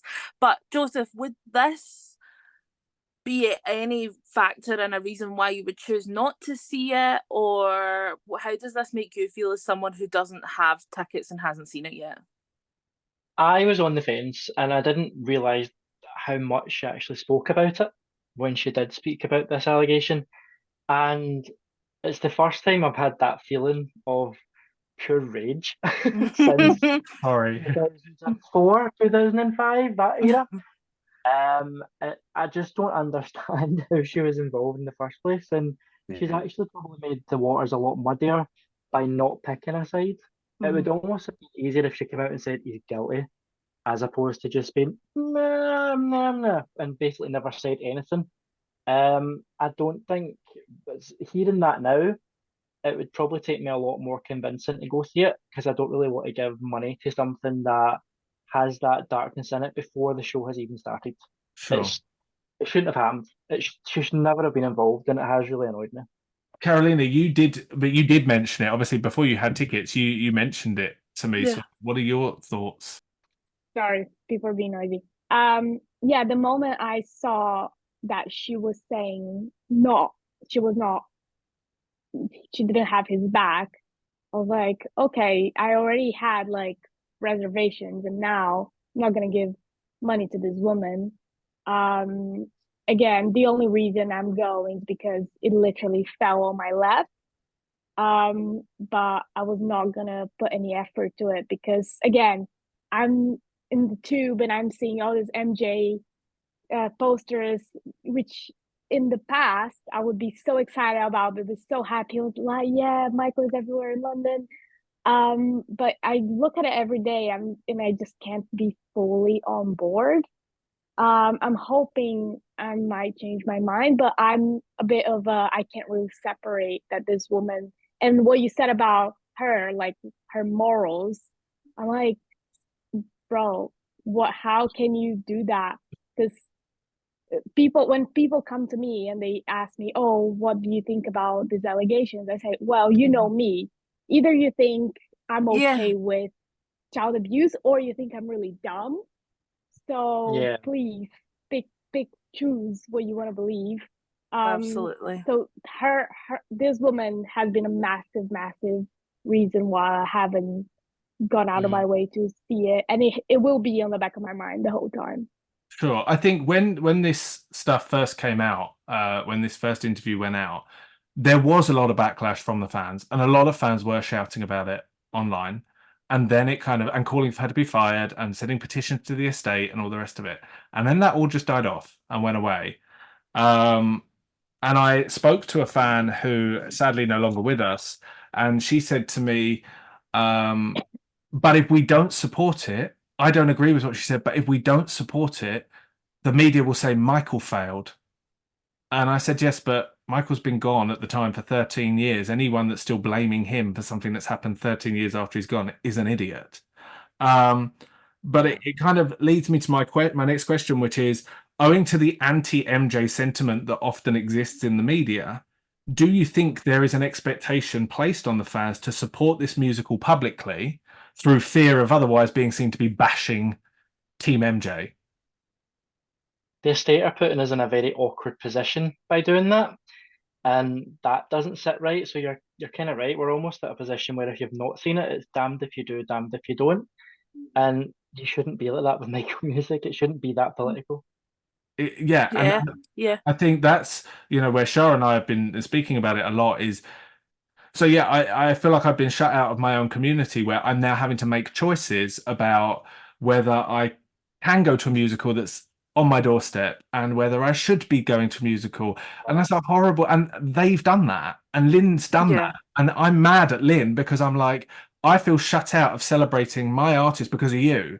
And I need you see. I need you to justify it for me. Mhm. And that's why we're trying to seek these different voices. Strange question, but if you'd gone to see it and then this had all come out afterwards, how would you have felt about it? Would you have gone to see it again? Would you completely shut it off? Would you have a similar viewpoint? That's an interesting question because ultimately you can't put the genie back in the bottle. So if I've already seen it, I've seen it. Um, would I withdraw my support from it? Possibly. I think I probably would, in the same way that the minute H&M decided to take their Michael Jackson t-shirt off the shelves, I've not shopped in H&M since, and I will not go back in there.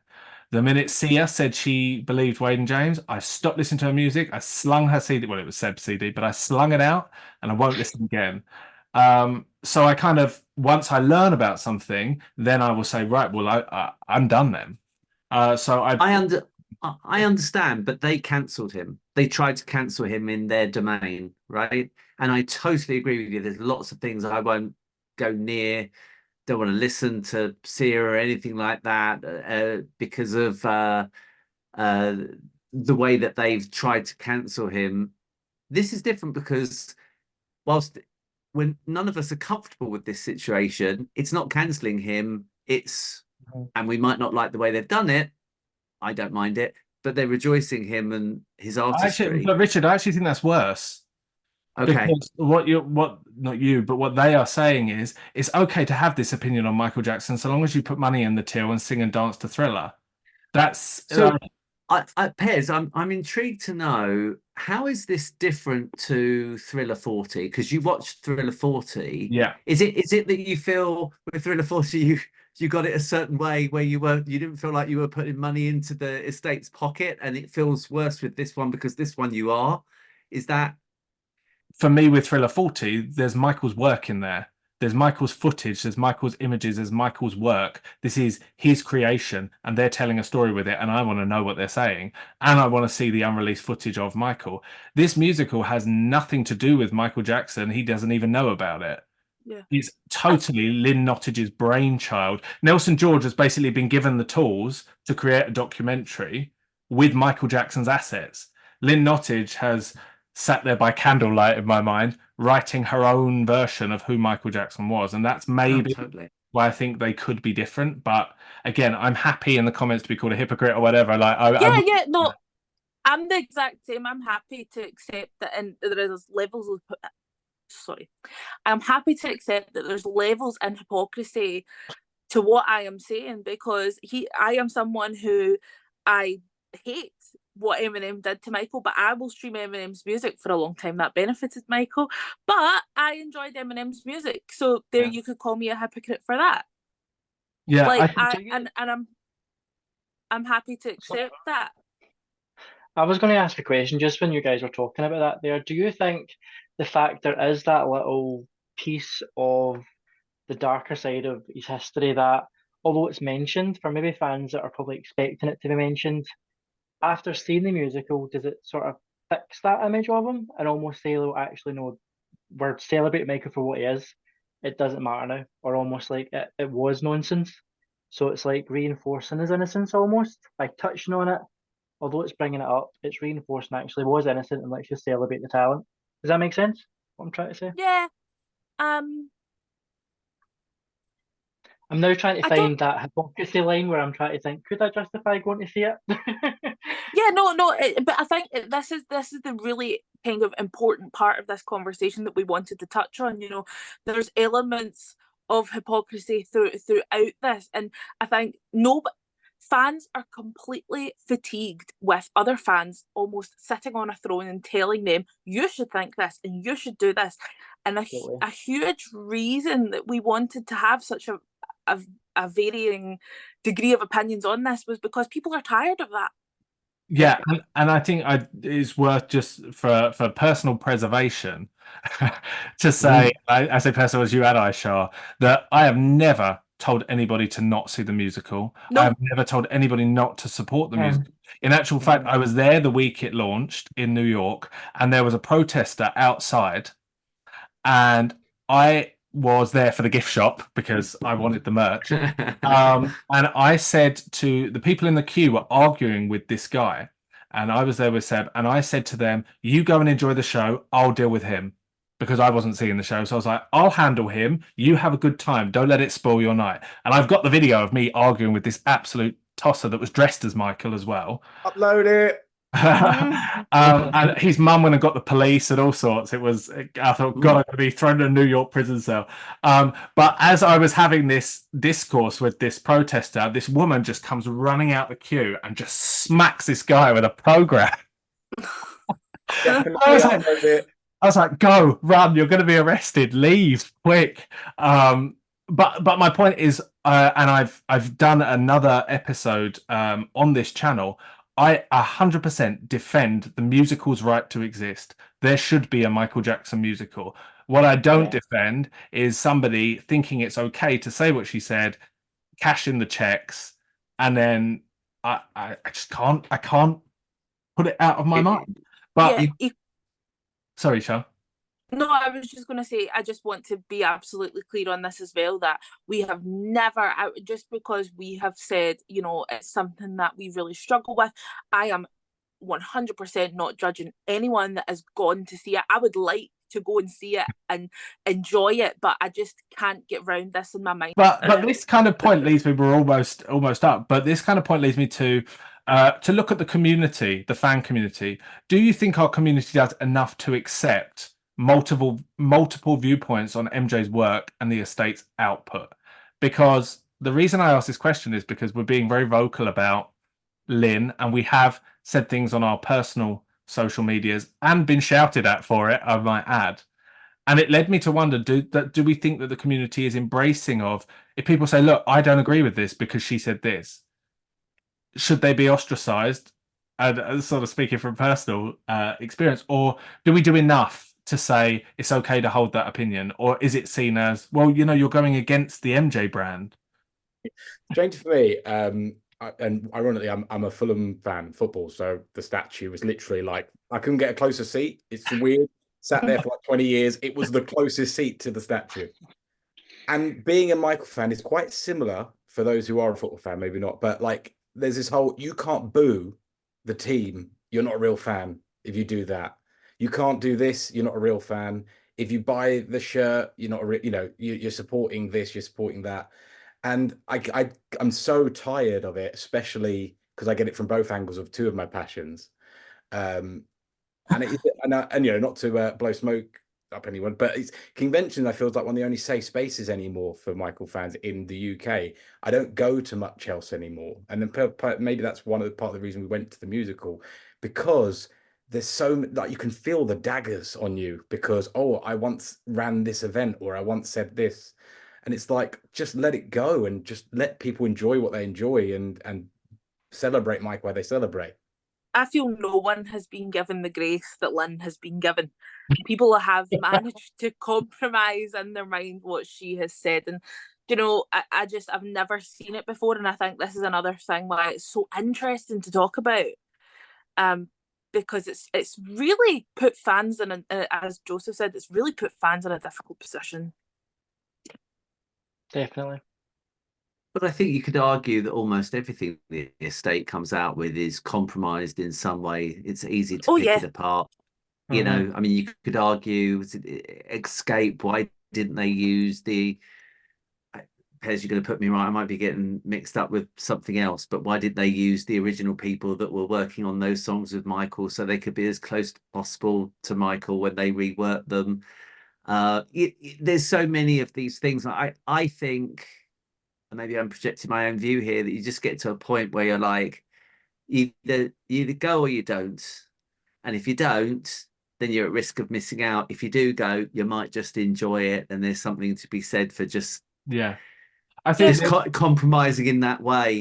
I think we're so used to now at this point having everyone else saying, "Oh, he's guilty," that when we're willing to accept someone who says maybe, because maybe is not a guilty. I think a lot of people might see it that way, like, oh, she didn't really say it, so it doesn't count, because we're used to so much worse. It could be a vision. I mean, that's not how I see it, but that's how I can imagine. I completely get what you're saying, but I just get, oh, it makes me want to scream that we as fans are like, oh, do you know what? We'll take the bare minimum because we can't get better. Like, it's just, it's like, oh.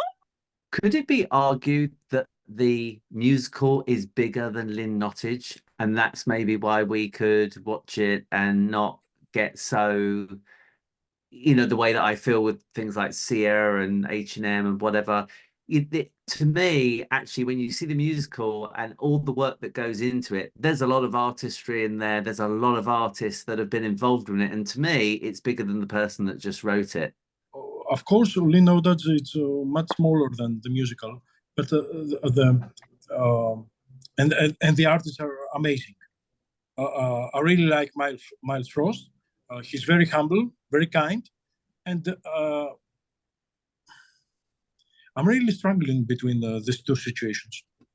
Yeah, there's no easy answer, and we've been grappling with this since it came out, because I can't work out how to move past it, and part of me wants to. I want to be all over this and like, yes, a musical. I love the theatre. It's Prince Edward, as I said earlier. It's Michael. I want to be involved, and I can't. And I just find it like, to give you a bit of irony, the musical premiered in London on the same date that we all stood outside Channel 4 years earlier protesting his innocence. And people that stood next to me had seats in that room. And I'm like, so why did we do that? If that opinion is okay, aren't we protesting that opinion and saying, no, this opinion is wrong. You can't have it. It's the wrong opinion. I absolutely agree, though. Like, I would love to be a part of this, and I really agree with what you said, Piz, about feeling shut out of the community. You know, like, from living in Glasgow, there's not much going on here. Michael Wise, Joseph, I'm sure you can agree with me. I've done a lot to put myself further, into the community and attend fan events and support things. Like, it's surely not from not wanting to. Would you change your opinion if Lynn would now come out and say, guys, I did my research. I'm actually now convinced Michael is innocent. The interview I gave a few years back, I was wrong. I apologize. Eve, I'd be there tomorrow. Yeah, I agree with that. I'd be there tomorrow. I would have tickets and I would see it, because for me, that is if she came out and acknowledged it, which we asked her to do, and said, this is how I feel and this is my position, that would change it for me. That would be okay, fine. Yeah, but it will be very difficult for you after seeing the musical, because it's full of mistakes and things that never happened. Yeah, I mean, I'm going to be a pain in the ass with that, but I think as fans, we are often purists, and so we look for the biopic. I'm literally going with a notebook and pen, because I know full well they're going to film all of that in the US when Michael was a global artist.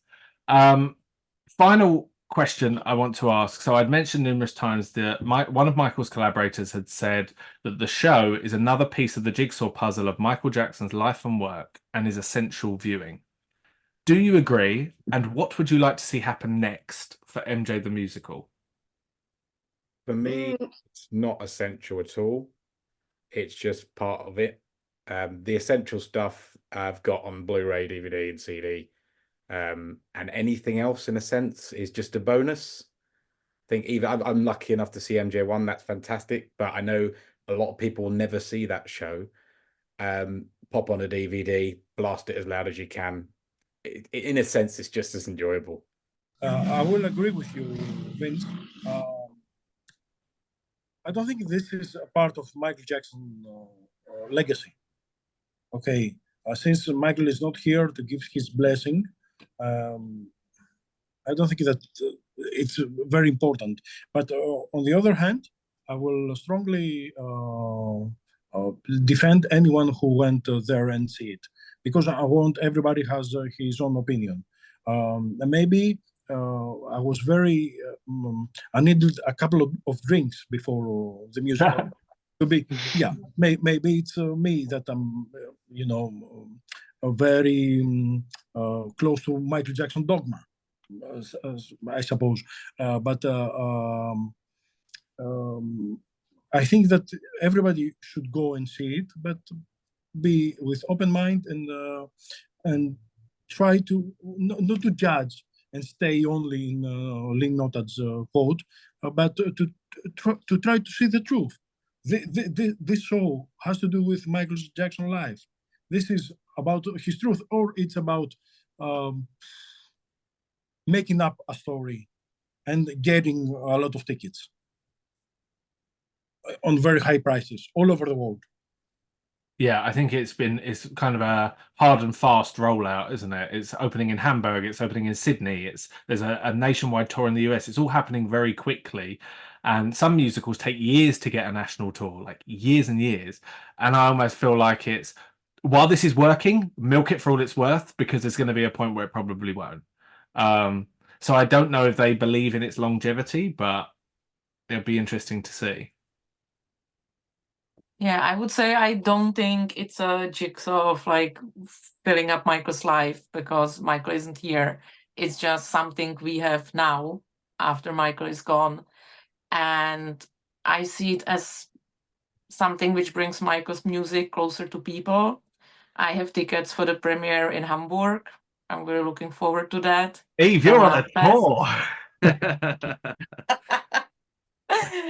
And yeah, as I said, when I see the audience sitting there, standing up, clapping, smiling, singing, I'm like, this is what is Michael about. And it fills me just with happiness seeing how mostly general public takes the music in. Eve, a couple of years ago, people was cheering about Michael's allegation. And do you think it's the same people?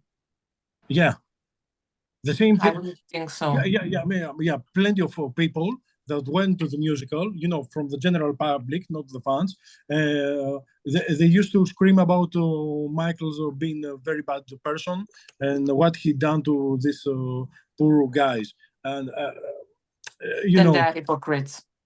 I will not judge them, but I think the people. Would. I think there's that element which I mentioned earlier about having to, where I said about compromise, and we always have to kind of let things go for the general public. The general public have always kind of picked Michael up and dropped him as they see fit. They were the people saying, separate the art from the artist, because they wanted to listen to Thriller on Halloween they wanted to do this at their Halloween party without feeling guilty. And so that's where they came with that whole grey area of separate the art from the artist. This is why I get frustrated from a personal perspective about this emphasis always on the public. Well, as long as the public enjoy it, we'll be good, because the public aren't the ones that are always going to be there, when things don't work out. And so, yeah, it's difficult because Eve, I totally get where you're coming from. Like when I see people happy and celebrating Michael, that makes me feel great, and it really does. And I want nothing but the world. I want to see his name like number one. I want to see him in lights. Mm-hmm.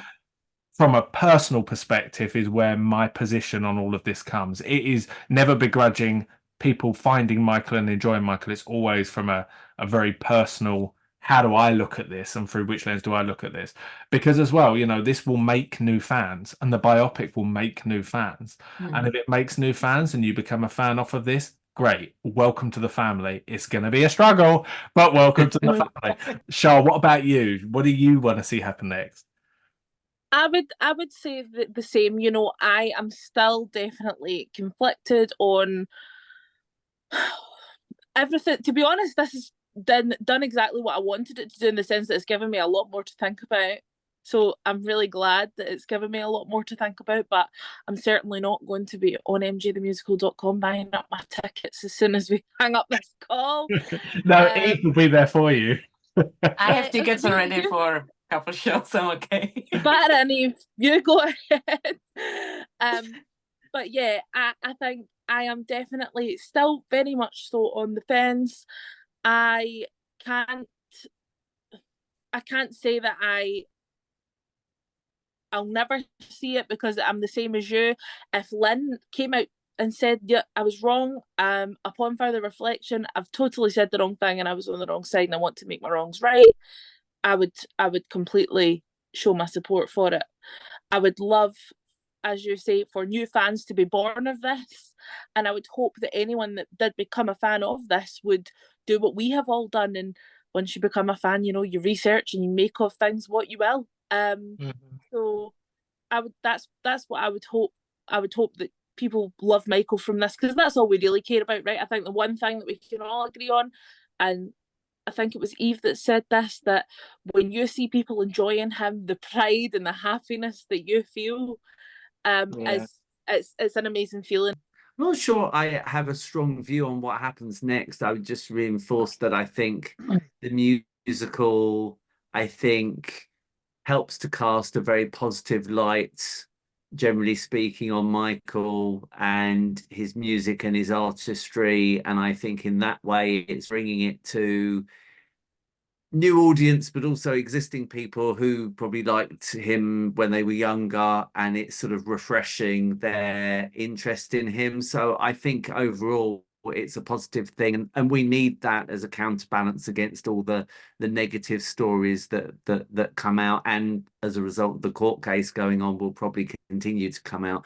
So that's the biggest benefit I think that is happening now, and I hope that just continues in the future. Agreed.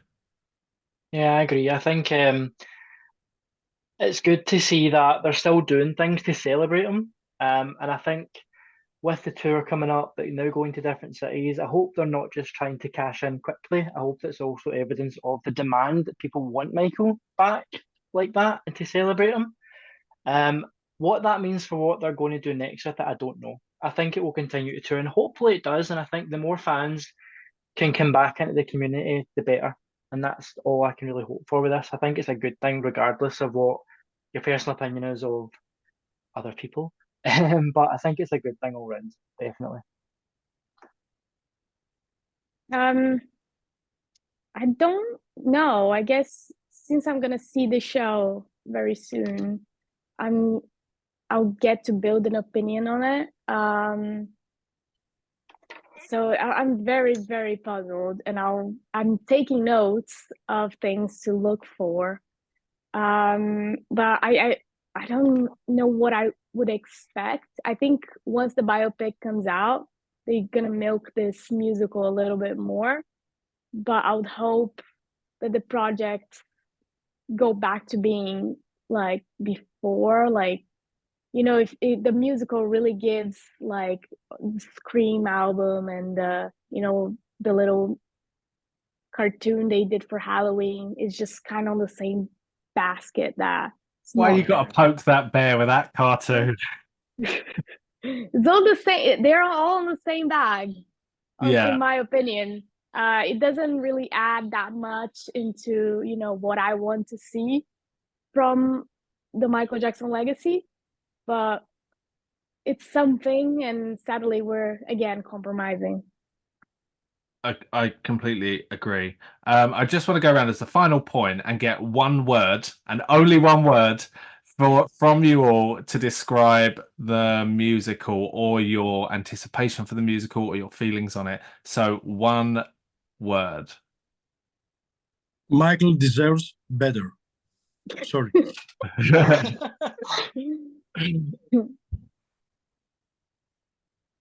Okay. That's my point. Vince, was yours okay? Okay. Joy. Entertaining. I'm going to say conflicting. I'm gonna say confusion. I'll say time will tell. Time will tell. Sure. I'm going to That's say three words. vexing. Everyone knows I'm just annoyed about that. Sorry, what was your word? Annoying. Vexing.